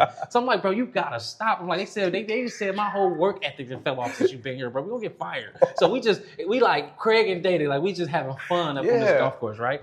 But the whole time he's like strategizing. He's like, okay, so when we leave work today, we gotta go find a beat. You know what I'm saying? Okay. So every day we leave this golf cart, we going and pulling up on all these DJs and everything like that, and we're finding these beats. Constant and work. We're looking for somebody to do this video. And Jobina is his auntie. He's telling me like that's my auntie. She's gonna invest. She's gonna buy the outfit. She's gonna buy me some jewelry. She's like, she's gonna do everything, so we need to figure this out, and I need to make this record, bro. Yeah. He's rapping the records. He got 10 songs in his head, no beats. He's just rapping them. They all nice songs. So we're thinking like, this song is gonna blow up. This one. Long story short, man, this team comes together. Me, Jobina, T. We end up living together. Like before this golf course run is over, we meet up with her in a Myers parking lot one day, and she's looking at us, and she's like, "Come on." And she takes us in the house. She's living in a big house somewhere, something we never even seen, you know. And she's like, come on. She take us to Michigan. She's like, get some pajamas, get some clothes, because y'all not wearing this in my house. And I'm like, what you talking about? And she's like, yeah, you don't wear outside clothes in my house. She's inviting us to her home. So she's the first time hearing outside this is the first time I go to this big house. I'm from the east side of Detroit. Yes, you don't know what that is. I'm from the east side of Detroit. So we pull up to this big house in Canton. And she's like, take your clothes off. And I'm like, outside clothes. I'm like, your auntie don't wear outside clothes in her house. He's like, bro, that's whole time he knows what he's planning and he's taking me with him, right? So we in the house now. So when we get in this house, we have dinner. Oh, we're sitting at the table. We're talking. This is the crew. Yeah. You know, so it's forming. So she looked at us and she was like, yeah, y'all not leaving here no more. So y'all stay here now. You know, so y'all can go to work. So now we're driving like an hour because now we on the east side and on 30 miles somewhere. Yeah. And now we're in the west side, her 30 miles. It's the opposite end. So we're driving to work hour and 20 minutes to get to work, and we got to be there by 8. You know what I mean? So we're getting about we're in the Mustang. We're in the Mustang. We're flying east, west to east, going to work. But it gradually turns into us no music playing. So now we got the beat. We might be going to work with the beat playing. Okay. And then we start going to work with the songs playing. Now we got the records. Okay. We flying to work playing First Day Out before it ever came out. First Day Out, all these songs. And it's like turning up the vibes. And now we're at music video status to where we're like, okay, we got to shoot the video. We're still working. Going through the video stuff, and we get the video shot. And I never forget, he pulled up. This was the same moment as like when he pulled up and said he got the job. He pulled up, golf cart. He's excited. He's, Sean, come here. Watch the video. Here go the video. And I sat there and I watched the video. And I'm like, Tee Grizzley, First Day Out. Watched the video. I'm like, Looked at him. He looking. I'm like, bro. I'm like, this don't exist. I'm like, this don't exist in Detroit. Watch it again. Yeah. I'm like, bro. He like, I know. I'm like, bro. We're like, whatever. Put it up. We continue working. Okay, now it's like, okay, how are we dropping this? What's the rollout? Woo.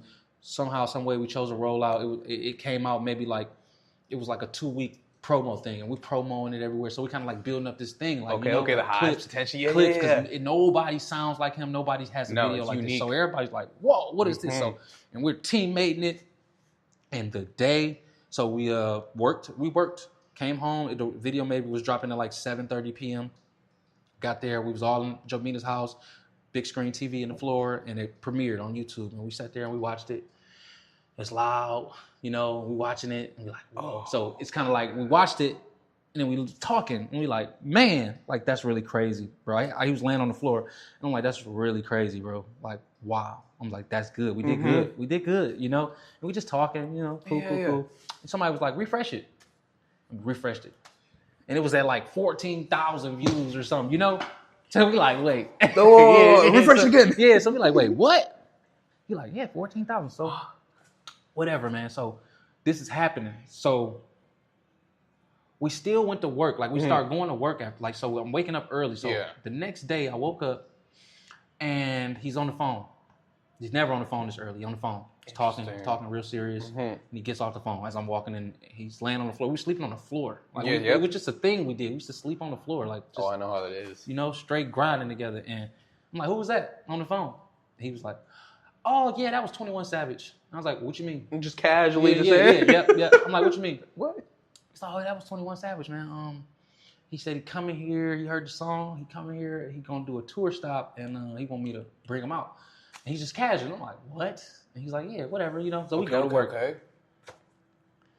Second day, he on the phone again. It happened 3 times, 3 days in a row. Oh, Second nice. day. Okay. Here we go. Who was that? Oh, that was Kevin Gates, man. He was sounding real good, man. He was just giving me a lot of advice, just giving me some game. You know what I'm saying? What's day number 3 then? Yeah. Oh, well, I got you. They still friends to this day. Yeah. Third day. Well, who was that, bro? Oh, that was Chris Brown, bro. Go look at his page. I go on his page, I see my face. Because Chris Brown posted the video and it's snapshotted on my face. So my face is on Chris Brown timeline. He like, go look at his page. I'm like, oh man. I'm like, what he was saying. He was like, oh yeah, so he coming and he wants me to bring him out. So he got a big show. Nice. And he wanted me to bring him out. So I'm like, oh, this is crazy, right? Okay. He's still not saying nothing as far as like, you know, so we still go to work. He's like, come on, we still go to work. Next day, somebody calls Jobina phone from a club. Okay. And they're like, we want to book him. He's tell him 1,500. Tell him 1,500. Yeah. She like, yeah, it's gonna be 5,000. And it was okay. Well, you want me to send a half? Excuse me, what the fuck? I should ask for more. Pulled in the Kroger's. Kroger's in Michigan are Vons. Yes. Where you can send a Western Union. And he was like, if this is real, because he was like, send a Western Union, 2,500. I'll go pick it up right now. So she got out the car. Turned around, he said, bro, if this is real, if she come out the car with this money, we are not going back to the golf course and it's on. That's it. Right? She came out with the money. Man. We went on a journey, bro. Brother. We went on a journey, brother. I want to hear this. We went on a journey. Like, wow. Next thing you know, we're doing shows everywhere in Detroit. We at every club you could think of in Detroit to now we're in Ohio. Now we in every club in Ohio. Now we in Chicago. Now we in every club in Chicago. Now we in Wisconsin. You know what I'm saying? We're tearing the Midwest up, right? Now, by January, if I told you he came home in August, by January, I was in New York. By January 2017, I was in New York. I had never been nowhere. I'm in the big city. January already. I'm take this picture for me. I got the cabs in the background. Right? We're going to sign a deal. I never forget. He's like, bro, this guy just reached out to me. Look at this. He's prestigious. Somebody from New York. He's saying he's gonna take the song to 300. The record like Kevin Lyles. He's like, he know Kevin Lyles. He gonna take the song to Kevin Lyles and see what happened. And I'm like, oh, it's just happening so fast. I'm like, that's cool. Next thing you know, we in Kevin Lyles' office. You know what I mean? Like it's happening. So like he gets signed. I can see this. That shit opened up everything just because I told you. Like that's why I told you our truth. Like we fucked up in school, college. We fumbled that play. Like we walked out of there bad, you know, to where we was back in Detroit. It was like we trying to put our hands together. Like we should have went to college and made something of ourselves, right? But when we went and we was back at square one, we're not gonna be the fools that end up stuck here. We're gonna make it happen, brother. You know what I mean? Divine intervention. We're gonna make this happen. And we make so at this point now, it's like this, that's why I feel so good because he came home. It's like he sat there, got right with God, talked to God, because he came home and he fixed it. Like, you know, he fixed it for us. He knew who needed to be touched, and he touched us. He came home and he did what he had to do with this music, and we got out. And now we in New York. Oh, we trying new food. You know, it's crazy. We in Central Park. You know, now I'm learning the world. And this thing goes from, you know, this first New York thing to this is the team. And it just ends up from 2017 all the way till now, man. It's just been a journey. So it goes from us running around Midwest to us running around the world. It goes from running around America. I learned the whole America.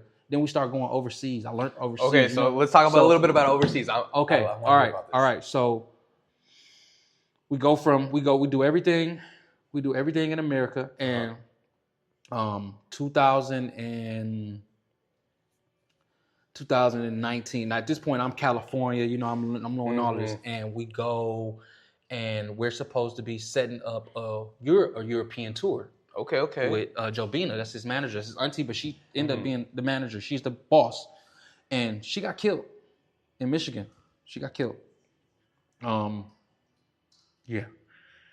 So as this happened, we kind of hit with tragedy. It's all crazy, and now we're at another crossroad to where we're like, okay, what's next? Like, what do we do? Yeah. And we were about to do the European tour. That was the big thing. Like, we're about to do this European tour.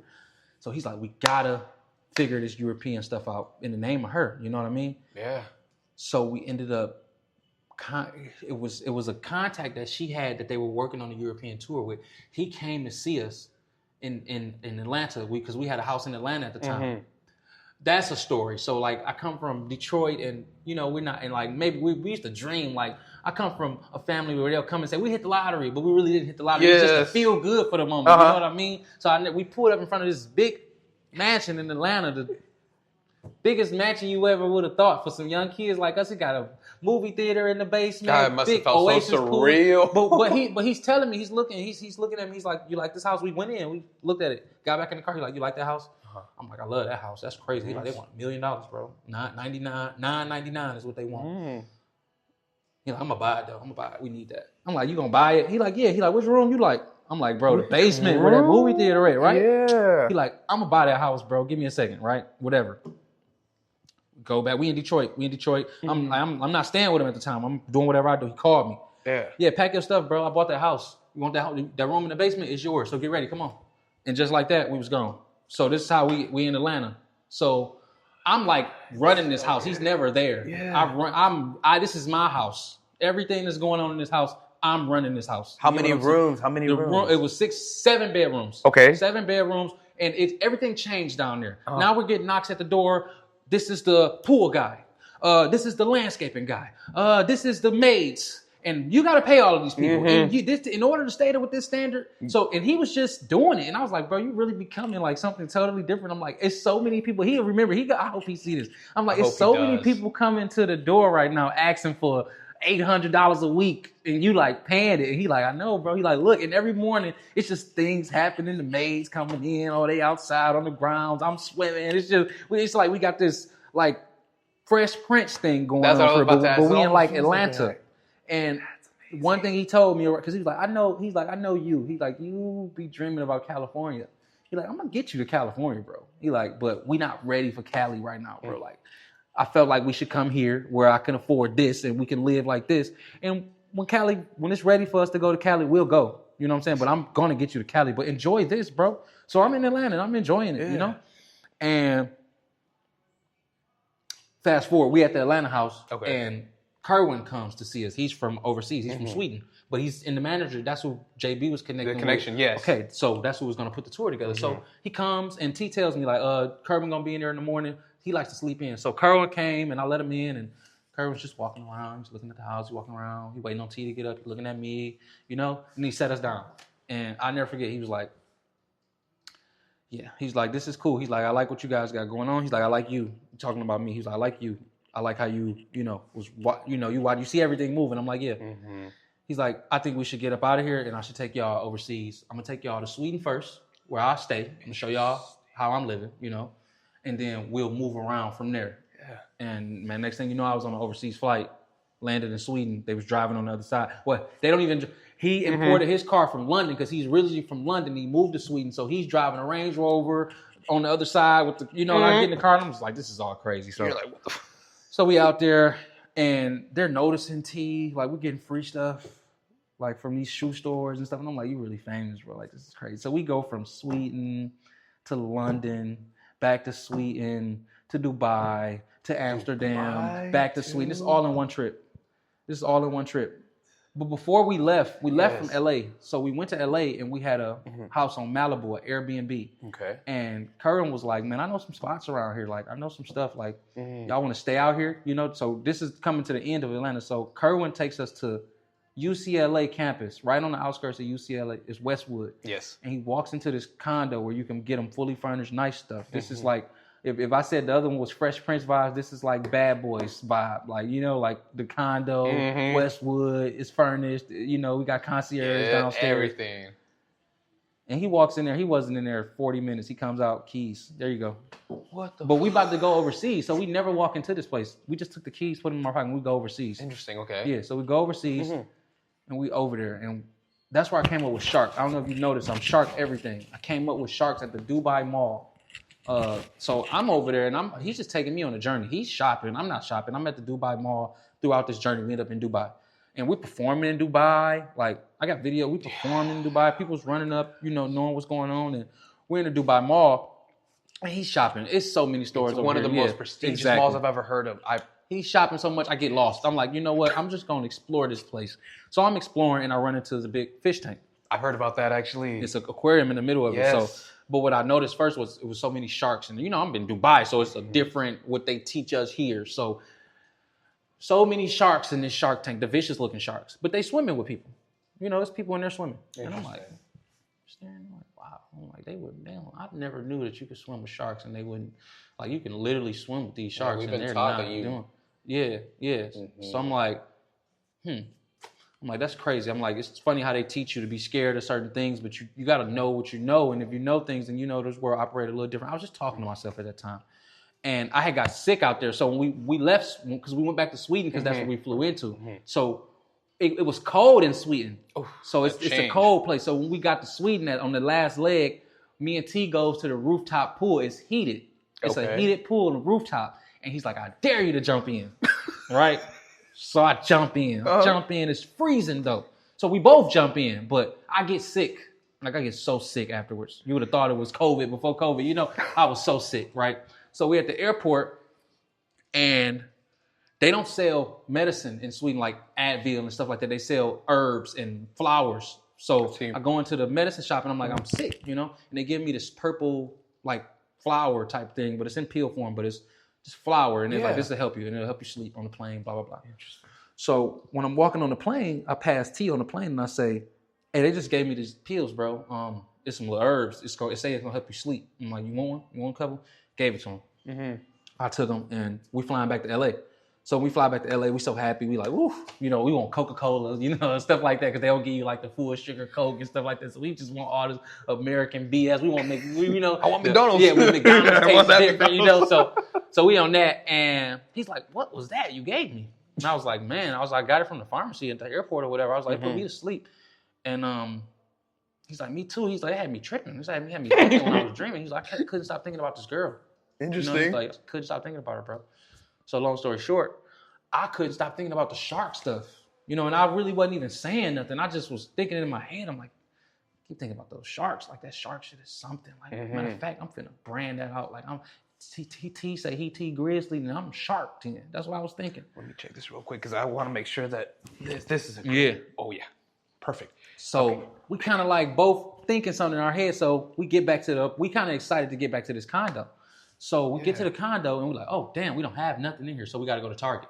So we go to Target, and he's kind of like spaced out, and I'm spaced out. And I'm like, what's wrong with you? He's like, man, I can't stop thinking about the girl, And I'm like, okay.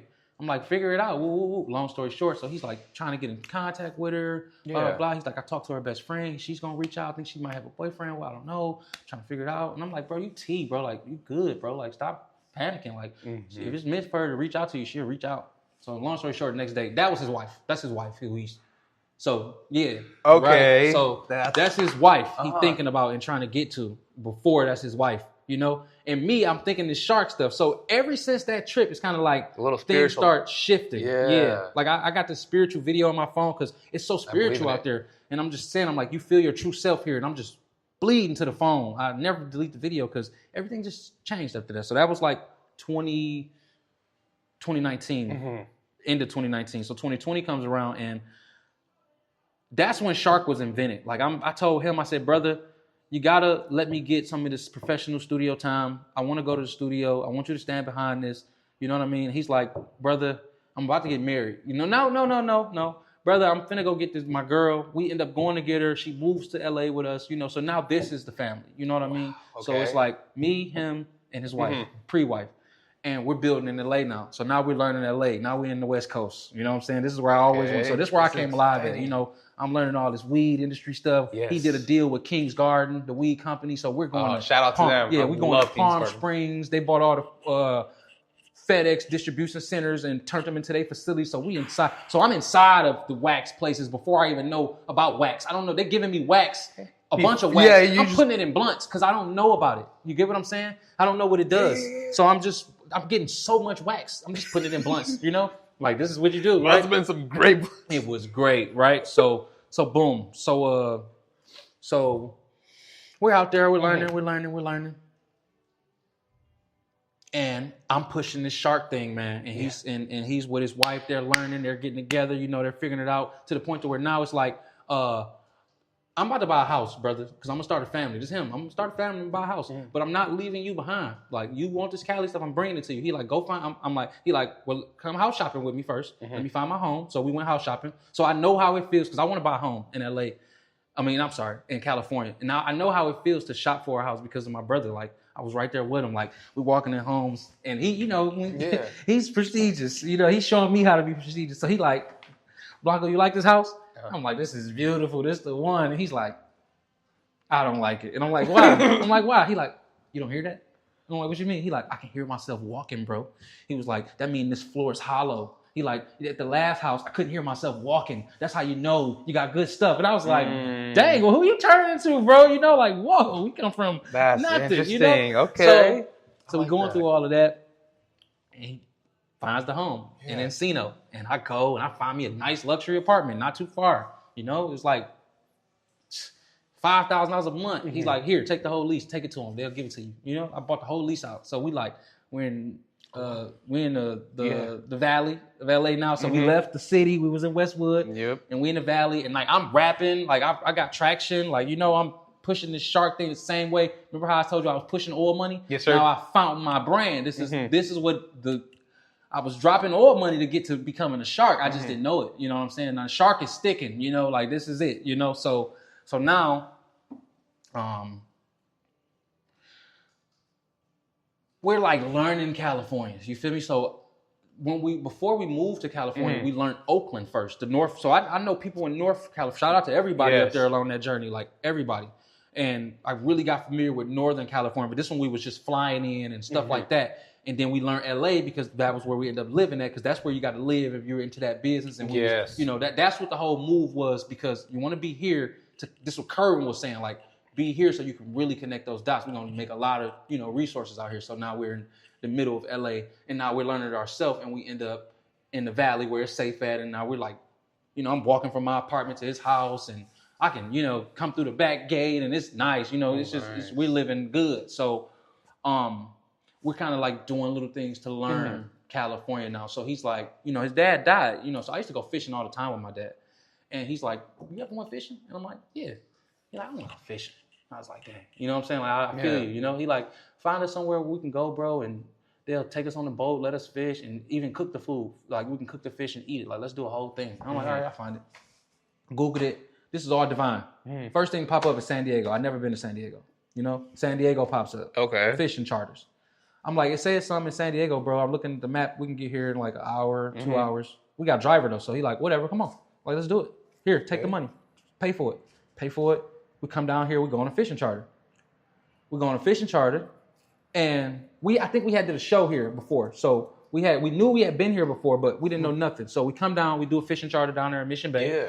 And we do the fishing charter, and we go stay at the same hotel that we stayed at, which is the Hilton in Seaport. The tall Hilton in Seaport. Yes. That's where we used to stay at with Jobina. She showed us that hotel. So I just remember. So I rode the scooters that day. I remember it was right before the show. I rode the scooters and I kind of saw gas lamp a little bit. I didn't even know it was gas lamp the first time. So this time where we're after we get off the charter, I leave out the hotel and I'm riding the scooters, and I put it on Instagram that I'm here, and I show like the Seaport. And our DJ from the tour that we were on when we did stop here, because we were on like a big tour, so all the cities was fast. And he was like, "You're in San Diego?" And I'm like, "Yeah." He was like, "Oh, well, I got some people that want to do a show. They want T to do a show. Like, you know, can they pull up?" And it was Vegan. What's up, Vegan? From I'm sorry, I don't remember the name of the club, but I know the name of the club. It's at the tip of my tongue. But he got a venue in downtown. He still has it. So it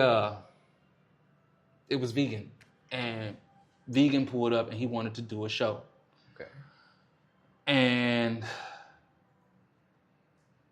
long story short, we did that show. We went back to LA, and then Vegan followed us to LA. He gave us the money. He said, "Come back tomorrow. Let's do the show tomorrow." We drive back to San Diego. Okay. Now, when we drive to San Diego, We do the show, and we have a great time. Yeah. Great time, man. Phantom Lounge is the name. Phantom is the name of the place.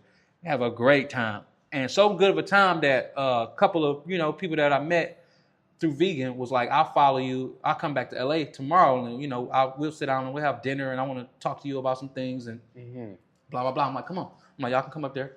So we leave, and they come to LA. And as I'm getting off the elevator where I had to meet me at, my girl right now that's upstairs, she's outside the elevator. I don't know her, but I seen her instantly when she opened up the elevator. I saw her. I'm like, who was that?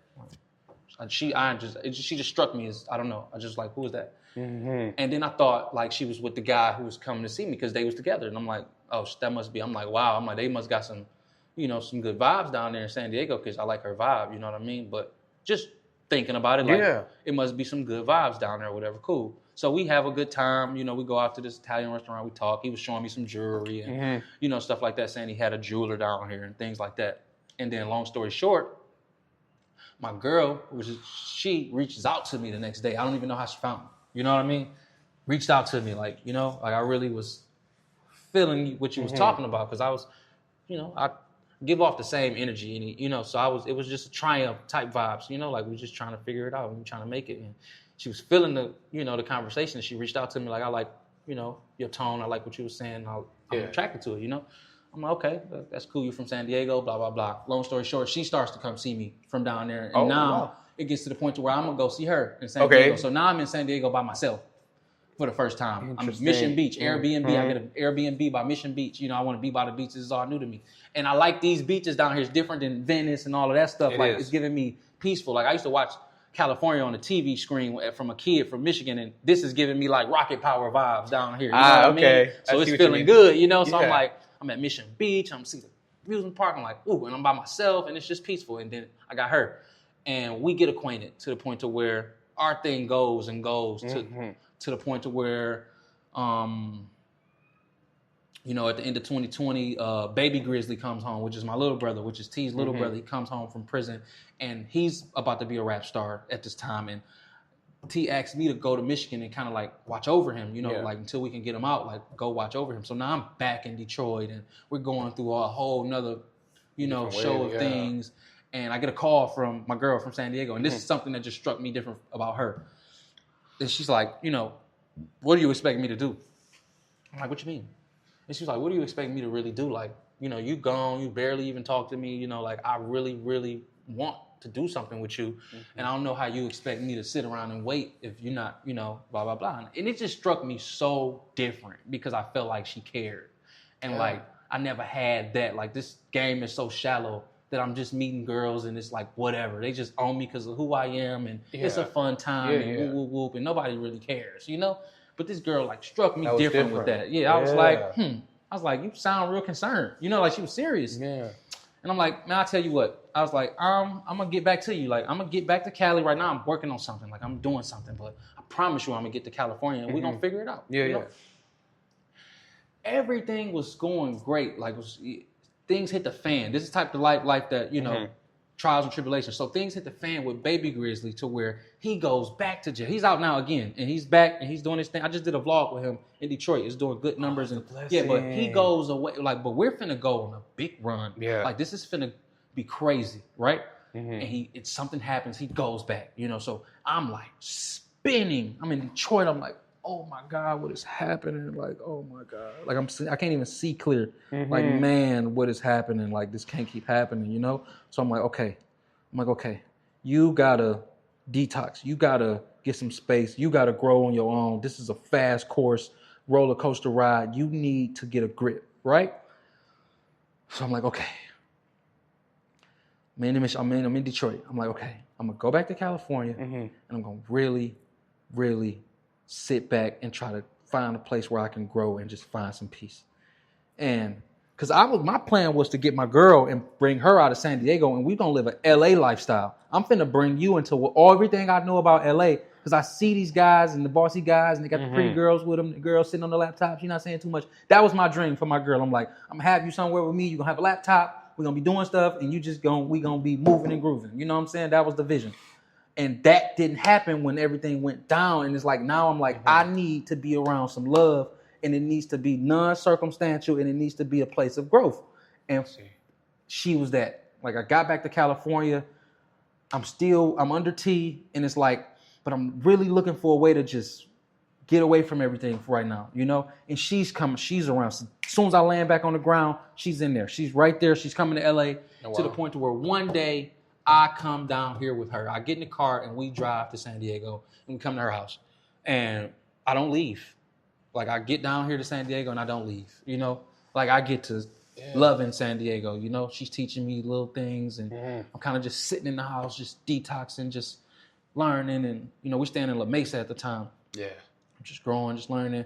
And before you know it, man, San Diego becomes everything, a part of my whole DNA. Like, I come down here, I change everything up.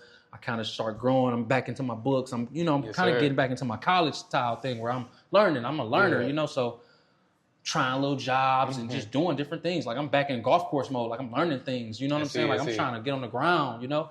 And through all of that, we end up having a family. You know, she get pregnant with my daughter. So that changed things. That ramped things up to the point to where now it's like, okay, you know, it's time to take things serious. Time to get in the hustle mode. It's time to figure things out. You know, always figuring things out, but this just amplified everything. Like, we're family now. Like, we're a unit. So, and I got, fast forward, I had 2 under 2. You know, I got 2 under 2 right now.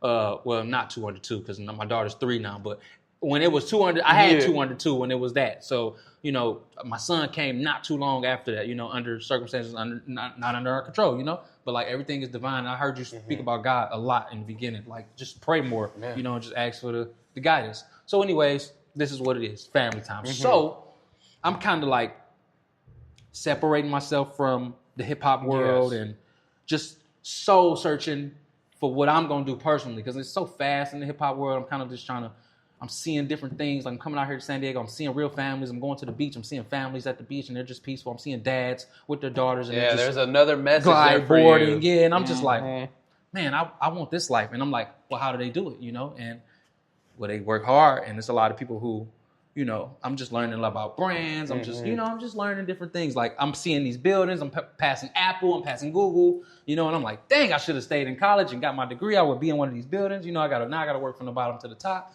You know, so I'm just going through the motions.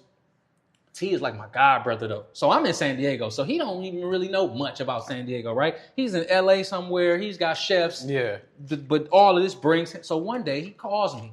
He's becoming family. He's got 2 boys now. But at this time he had 1 boy. And I'm in San Diego. I'm living my life.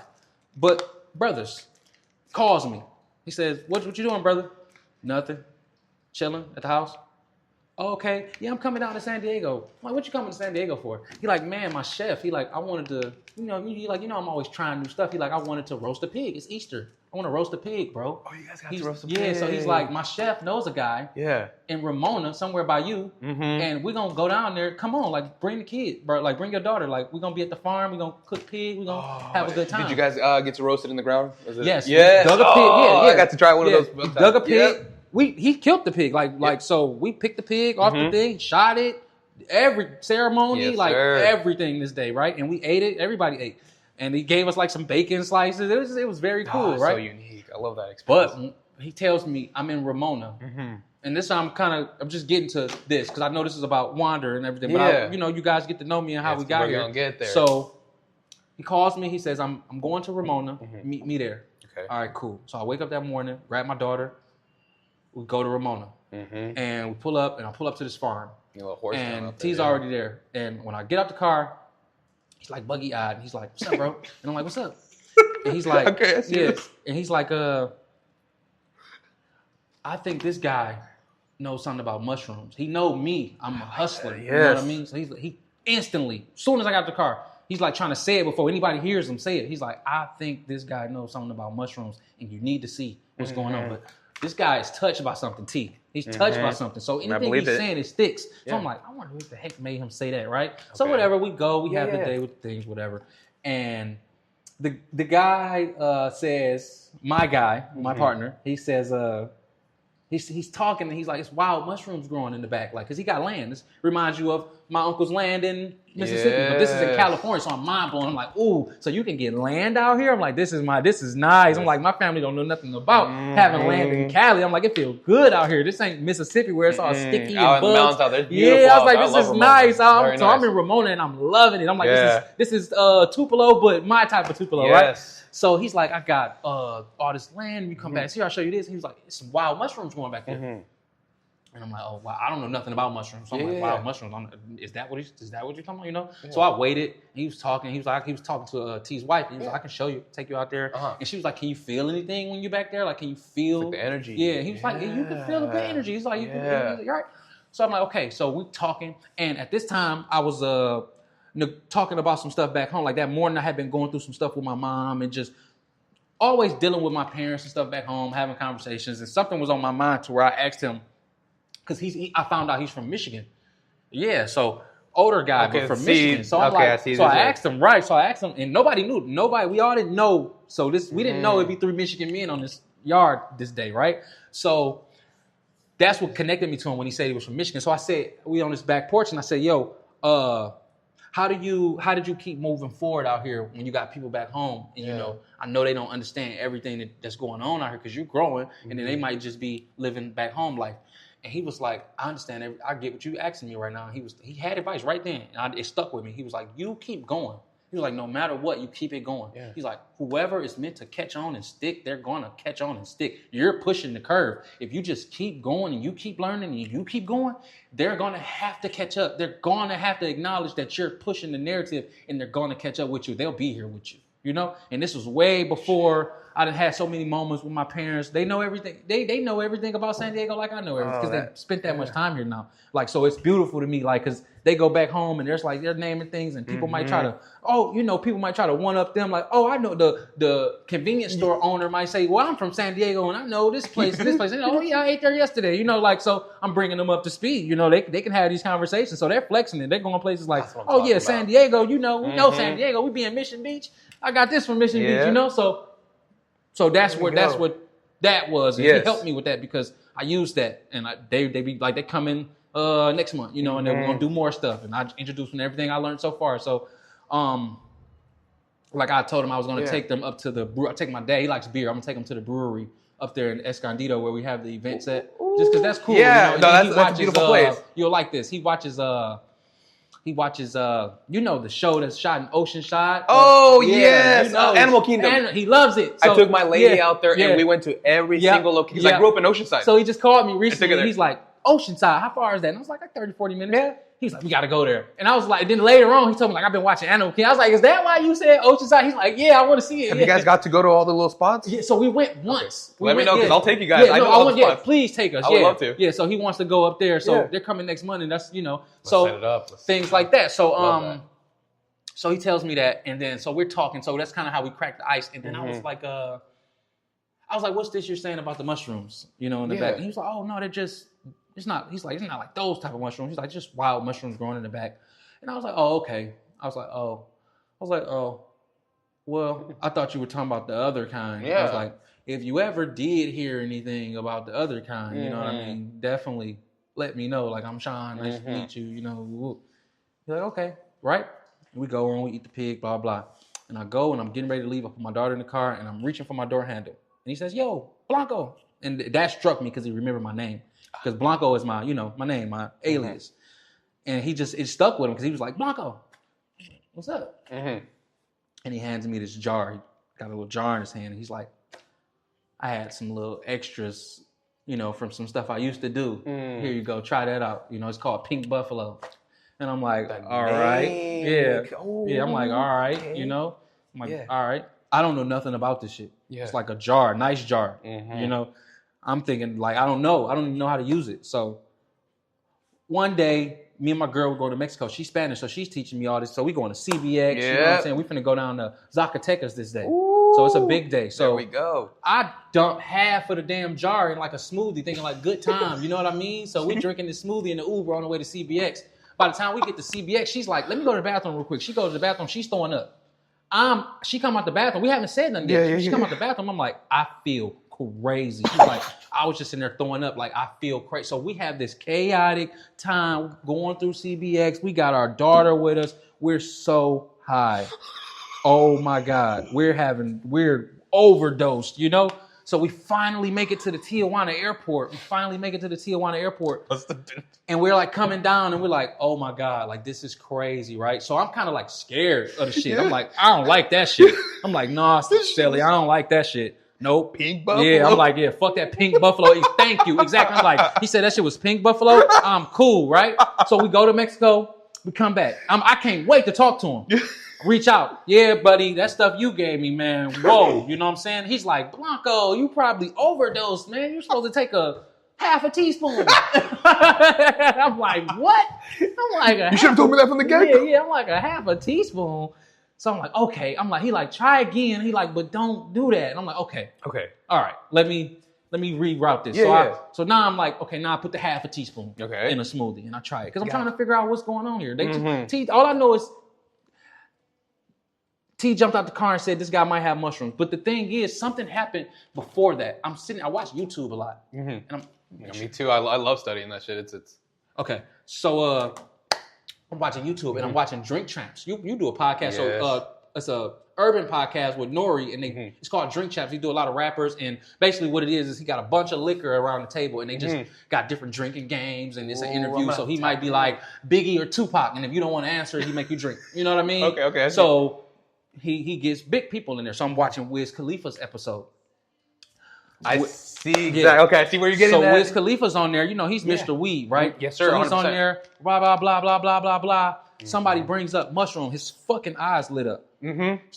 I know exactly this. He's like, I love mushrooms. I'm like, fuck, he just get so happy about the mushrooms for? He's like, I love. He's like, we all love them. He's like, man, hold on here. You want to try some? One of the other guys like, you want to try some? Yes. He pulled out one, and Wiz was like, no, like, hold up, I got my own brand. Like, I only mess with one bar, this one chocolate bar from my man's, and I was like, people get on those brands. Like, if you got a good chocolate bar, it seemed like you could easily blow up because if they rock with you, you know, 100%. Like he was on it. He was like, I only do these, right? And it stuck with me because I was like, he loved weed and he just got even happier about the mushrooms. Like he really saying the mushrooms is the real key for real, and the weed is, you know, but he really, and it was like, I agree. I could just, you know, so that happened, and it happened twice on that podcast. Like they talked about it that one time, then he brought it up again. Like, well, I'll take some. Here, I'll take some right now to show you I'm not playing. He opened up the bar, took some. He was like happy, and I was like, Then T, I got out the car and T said mushrooms. I'm like, Interesting. So that's why I'm trying to figure out what it is. So I'm like doing these doses. So I'm finally figuring it out. I'm like, okay, I like it. I like it. Now, my guy told me that he was a surfer. When I met him at his farm, he's like, he goes surfing. He telling me the little stuff. He like, go surfing, blah, blah. So I'm just fishing. I reach out to him. I say, yo, when you going surfing? He's like, oh, probably a couple days. Let me go with you. We go surfing, just bonding. We go surfing. He's laughing at me. I'm wiping out, you know. He's laughing at me. We get exhausted. Now it's like a movie. We land out on the beach. Yeah. And I'm like, man, I've been approaching you with this mushroom stuff because I don't know, man. I got this dream. I got this vision of having a chocolate bar. You know, I'm like, it's all coming from just a bunch of little things coming together in my mind, but I feel like I can have a chocolate bar. And I feel like I can really figure it out. He's listening to me. You know? Yeah. And he's like, okay. He's like, I could take you some. I'm like, I know you don't deal with them. I know whatever you gave me was just something you had left over. I'm like, but if you ever find out where some is at, you know, let me know and I'll pay for some. So I can do some research on this bar. And I'm like, my daughter's name is Zen, you know, and I'm like, I'm gonna name it the Zen Bar. You know, I'm just giving them little ideas, right? So he wrote me. So we go surfing. So a couple days go past, he hit me up. He like, yo, what's up? And I'm like, what's up? He like, I can get you something, you know, blah, blah, blah. I'm like, cool, definitely, let's do it. And he like, and I've been thinking, man. He like, I heard you say Zen Bar. He like, what about the word wander? He like, what'd you think about that? And I just looked at the word, Googled the word, and I was like, that's it. I was like, that's it. It resonated ever since I came across it the first time. I was like, that's it. I'm running with it. Thank you for that. You know, and I'm glad that you heard me because that you came up with the name, so I know you heard me and you understand what I'm trying to do. So we go and we get this mushroom. Yeah. And I make a batch of the bars, and another thing about as far as Detroit and the fuck fentanyl movement. So they out there dying. They dying everywhere off fentanyl, but in my city right now, like they doing drugs, you know what I mean? So they even doing cocaine now, you know what I mean? And they putting fentanyl in the cocaine. Lacing it. Yes, I've dying. heard about it, yes. Yeah, they getting into comas. Like anybody watching this, if you from my city, you gonna know. With the fake blues and stuff. The fake blues, yeah. So it's bad right now. So people dying. Like some of my close relatives and died. So it's like, I'm trying to send this stuff out to Detroit for them to understand. Do something that'll make you tap in with your spirit. You know what I'm saying? Do something that'll open you up. Like I was just talking to my sister about it. I'm like, sis, you should really try it. Like it's gonna open you up for a minute. You're gonna come across some thoughts that you ain't came across in a long time. It's gonna make you soul search, but you're gonna bleed it out. Oh and you're my gonna get gosh, better I every can't time. wait to talk about my experience with that. Yeah, you're gonna get better every time. Like it gets better. It's like therapy sessions. I just watched a TED talk. I watched YouTube and I'm searching psilocybin, and it's a TED talk from 8 years ago. And my girl's like, what's this TED talk? And I'm like, that's from 8 years ago. I don't want to hear that. And she's like, click it. And I clicked it 8 years ago. This lady's on there. She's like, this drug cures depression.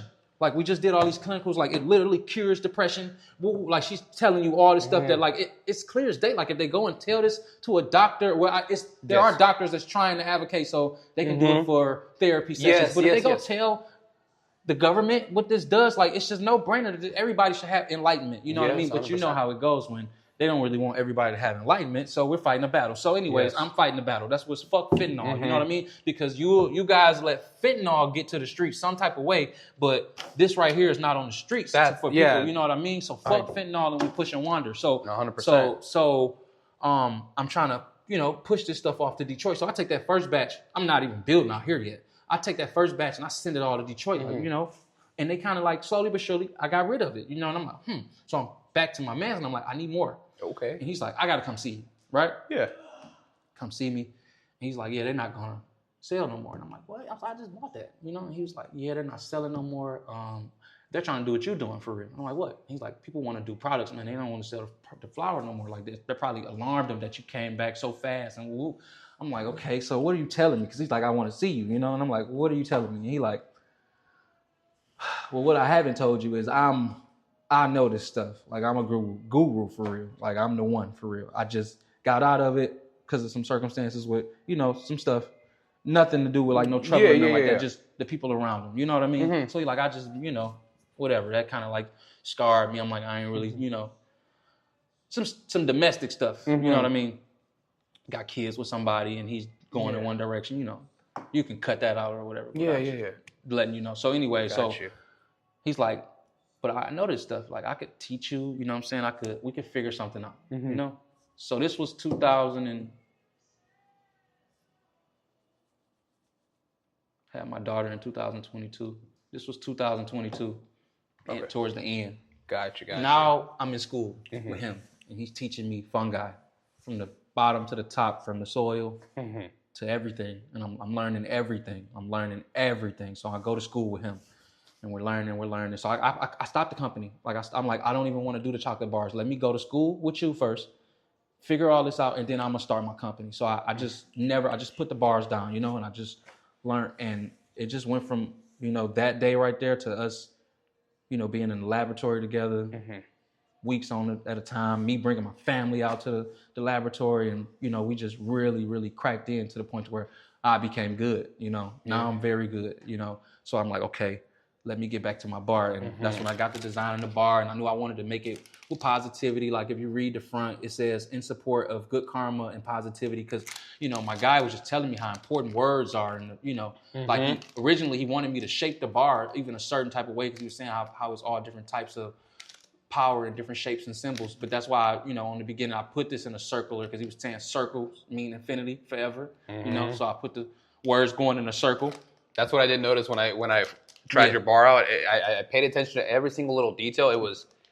There was a reason why you had everything placed where it was. Yes.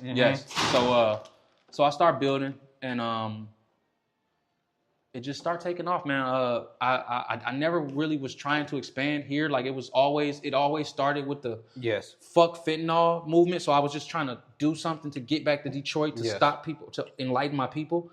But then my girlfriend, she's from San Diego. So now I've got like the freezer and it's full of these bars, and she's learning, and she's like, this is good. Like you need to enlighten people here too. And she started reaching out to certain people, and they would come by, and next thing you know, somebody came and told me to come to the event out there in North County, and that's where I met Hugo.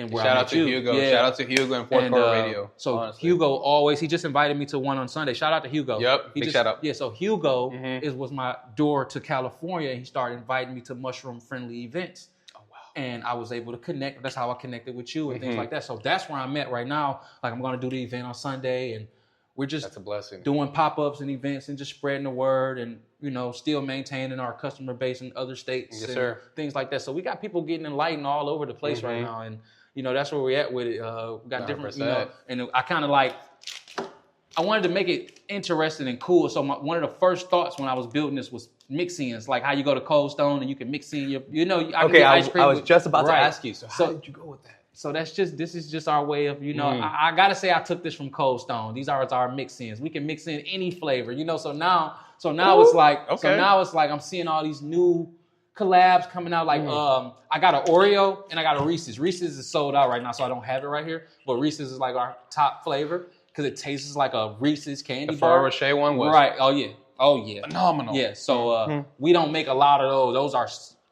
exclusive because it's expensive. But so Reese's and Oreo came out with a cookie just recently. And I'm I can take that cookie and hybrid, and then I can have that, so all these new special edition things, because everybody's into the promo now of these new limited editions. Right. Yes. I'm going to start taking those products and have limited edition bars, just to really make it interesting. I like that. I mean? So I feel like we're one of the only ones out here that's doing that, and And you ever plan to do like maybe something that's more like in the San Diego culture, maybe like an horchata bar, a strawberries bar, something like that? So funny that you said that. So my girl brings me matcha. She brings me matcha. She's telling me I want to try because she works in leasing, so she's meeting all different type of people. Yeah. And somebody brought one of her clients brought her a matcha coffee or something like that. She tasted it. She was like, "You ever had matcha?" I was like, "No," but I've been seeing all the places by us. They got matcha, and I was like, "I see it's a big thing." And she was like, "It's pretty good." So where was we at?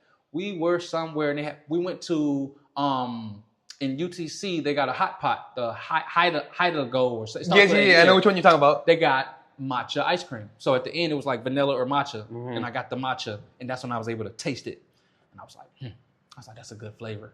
So I got ideas of doing a matcha bar. That'd be amazing. But you just gave me ideas of a horchata bar. I'm actually going to take that to her. That would be beautiful because that's very nice. The culture, I could see people wanting that horchata. They're like, that's different. So I've been promoing just my regular flavors, but and that's funny that you said that people will see that. I was like, if I go and I jump out and I start doing some of these different flavors, that's going to bring a bigger customer because they're going to see that. It's going to be a customer that sees that and say, I want to try that. You know what I mean? And cream. Yeah. They like with the Hispanic culture, they like the with the strawberries and cream kind of ice cream stuff like that. So I could. Yeah. Oh, that's so definitely, we're definitely about to go to the drawing bag with some new flavors. It's going to be some new special flavors coming out. I love that. Yeah.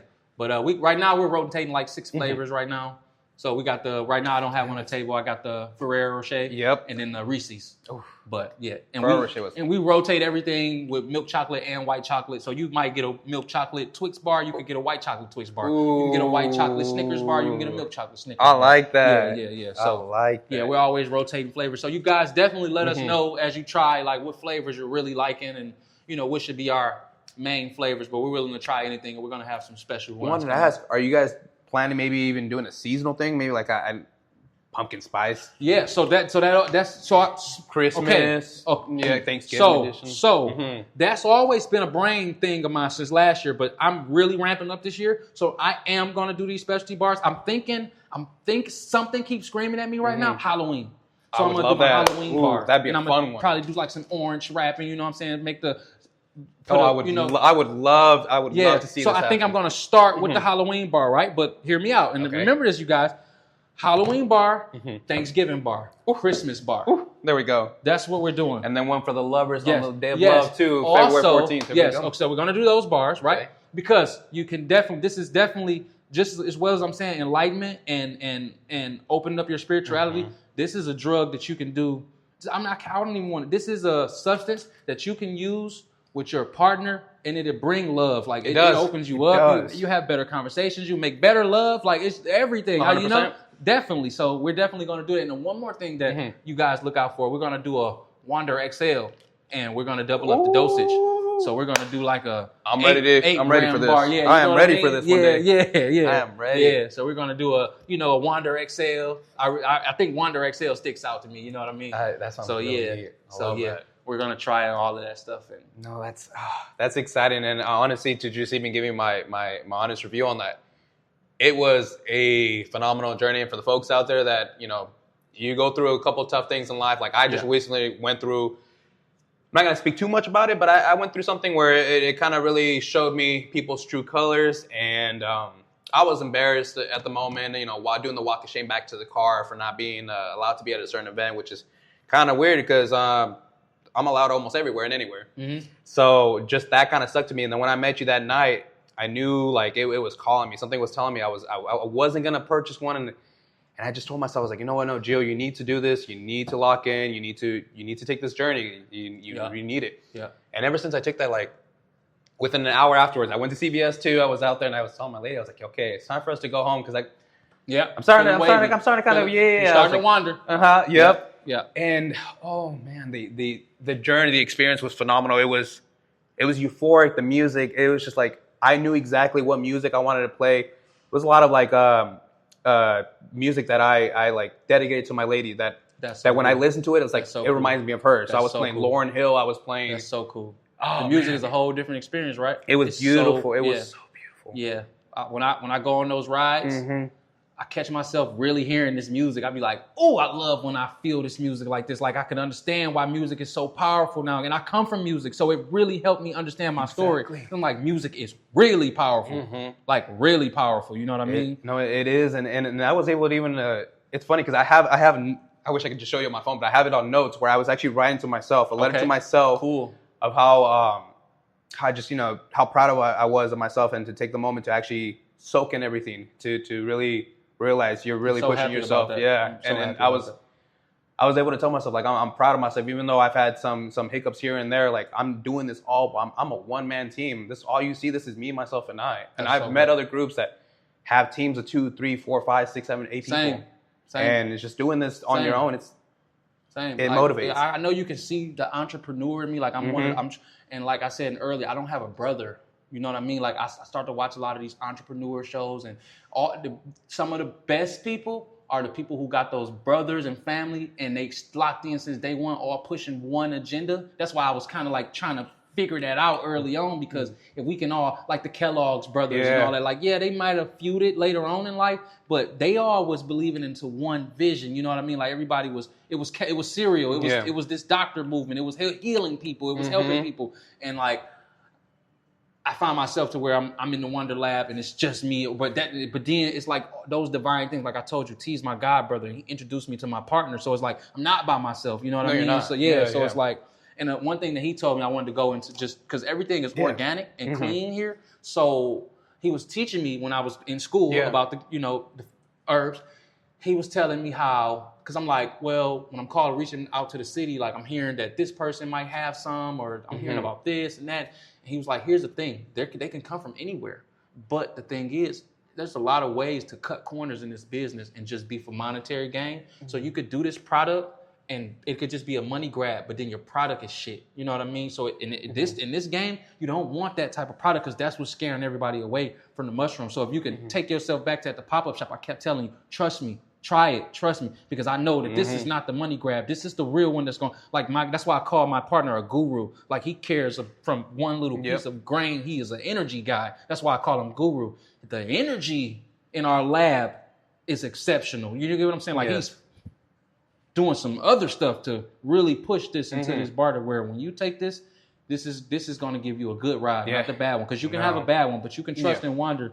You're going to have a great ride. And that's the main thing I find myself advocating for. So it's all, and I told you when you bought it, and I said, thank you for trusting me and trying it, because I know it's this mushroom thing. It's the new next thing. So it could be like, I had people walk up to me at the table and they're like, mushroom? You know what I mean? And I'm like, I know I understand. But if you could just so it's almost like the enlightened and the non-enlightened. So I love when I find a mushroom customer, like a real mushroom customer, because I'm like, he's one of the enlightened. Like he's awake out here, so if you see him walking up the street, it's like, that guy's awake though, and then you got the guy behind him who just like, still, He don't even know. He needs to just open up just a little bit. And I wish they would honestly take the journey, because it is a journey that I recommend for folks out there, especially with those, like you said, battling depression, battling with just mental health and everything, and you know, for addiction and everything. This helps a lot. Some people don't even know that they need mental therapy and things like that. It helps you go through therapy in your own mind, like because it's hard to say, oh, I'm gonna go see a therapist, but you might dose up with this and just, you know, because I was just telling my sister, because she just got her hands on some product yesterday, so she's beautiful. Yeah, so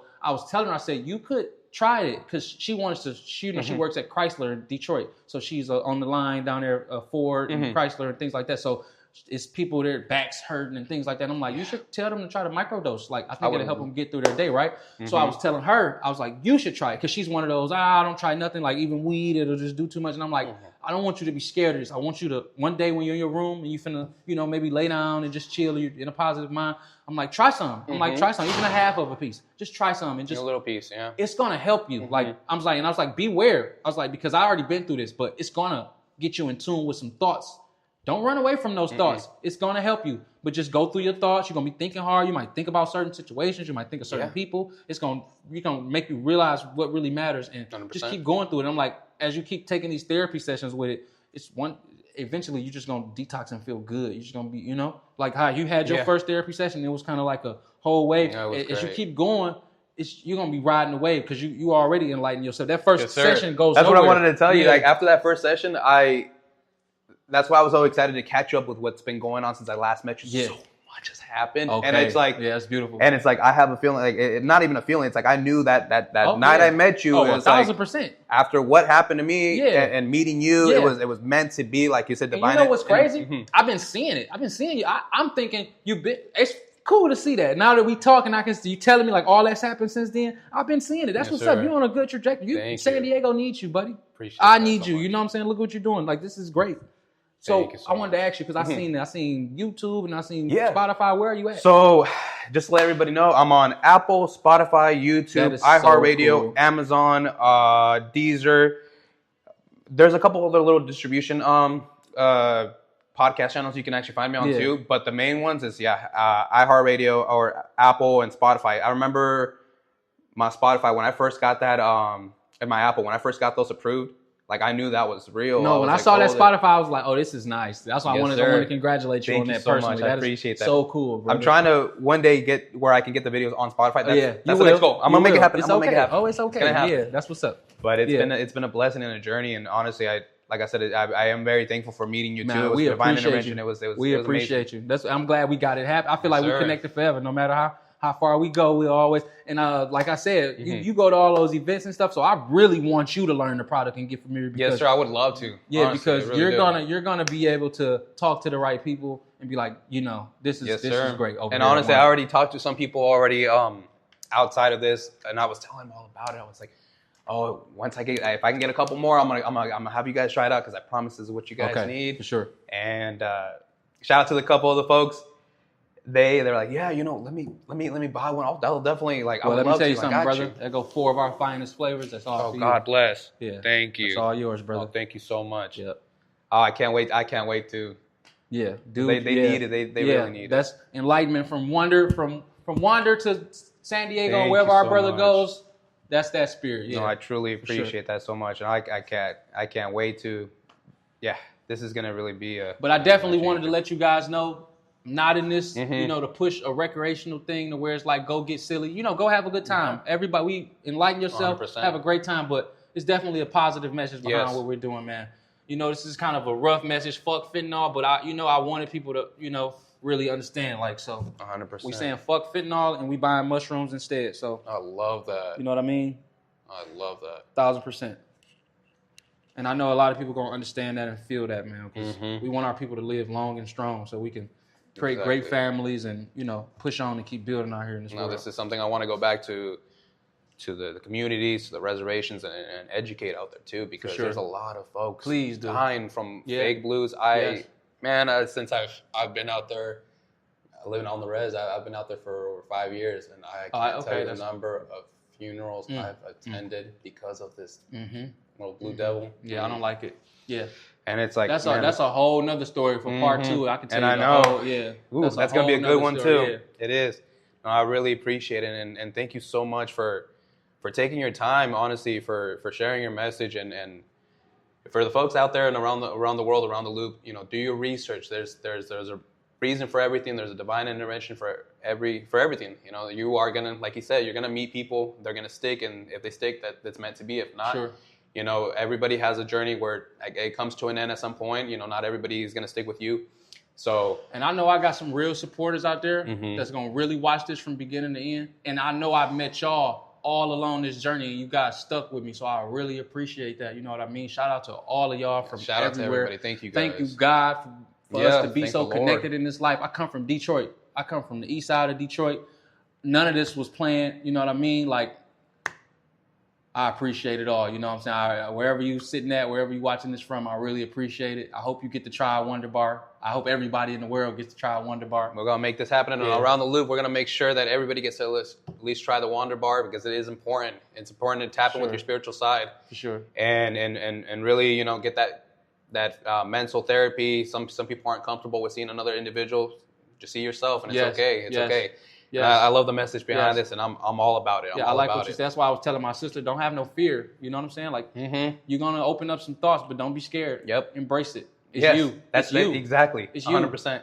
That's something I had to tell myself with it in that journey. I knew where I was. I knew exactly the journey I was about to go, the roller coaster, and I told myself, I was like, it's all right, Joe. Just buckle in. You're good. You're good. Just enjoy the ride. Yeah. Enjoy the ride. That's one of my favorite. Enjoy the ride. That's what I loved it, honestly. I loved it. I'm so glad that, man, it's all like, I love the word divine. I'm gonna have to use something with the company with divine, because it's just all magic, man. I remember when you first walked, I saw you when you was at the table and you bought something from him. That's why I was like, oh yeah, it's a definite chance that he gonna buy something because you a supporter. I noticed instantly you bought the yes, sir. Yeah, so I was like, yep, and then you came. Appreciate I that, am a big supporter of small groups, and something I shout out to Eating Osha said, actually he put me on being the biggest supporter for local small brands and to show that, hey, these folks, they're making it too. It's okay. Spend your money here instead of spending it at Walmart or something. It's like, okay, yeah, that's cool, but this is really going to their pocket. This is really going to help people out. 1000%. So I'm a big supporter of local brands. If you guys got a brand out there that you want me to support, I'll come out and support. I'll show all that love and support. Clothes, chocolate, whether it's cannabis, whatever ceviche, whatever you name it, I'm there to support. When my mom comes, I want you to sit down and talk to my mom. I would love to. Very inspired. She's in big mode right now. I would love that. It would be an honor. She's sharking it right now. Shout out to mom. You sharking it right now. You the one for sure. That would be amazing. Yeah. I would love that. And just to let everybody know, where can they find you, so they can tap in. So you guys can go and tap in at Willy Wonder SD on Instagram. That's WILLY Wonder, WANDR SD. Willy Wonder SD. And if you ever end up with a bar in your hands, I got my Instagram and QR code right on the bottom here. So you find us through Instagram, you DM that page, and you'll reach me, and I'll talk back to you. I'm ready to hear from everybody in San Diego, definitely. I'm looking forward to it. Thank you so much. And like I said, shout out to Hashish. Yes, shout out to Hashish. Brother bought me a Hashish rosin, and I love rosin. I'm definitely a rosin advocate. So all you resin companies out there, I would love to connect. Yes, and also stay tuned. I got some big news coming up with Chirp Koozie. If you guys don't know what that is, you're gonna know soon. And this is gonna revolutionize the game for all cannabis lovers, for all dab lovers and rosin lovers. Ooh, we about to change the game in this world. Oh, I love it. I'm looking forward to it. I love it. So thank you so much for being on this episode, and I'm looking forward to part 2. Part 2, we definitely. Yes, sir. We ain't done yet. We'll be outside yes, for we part will. 2. We'll be outside. We'll be talking to the people. Thank you.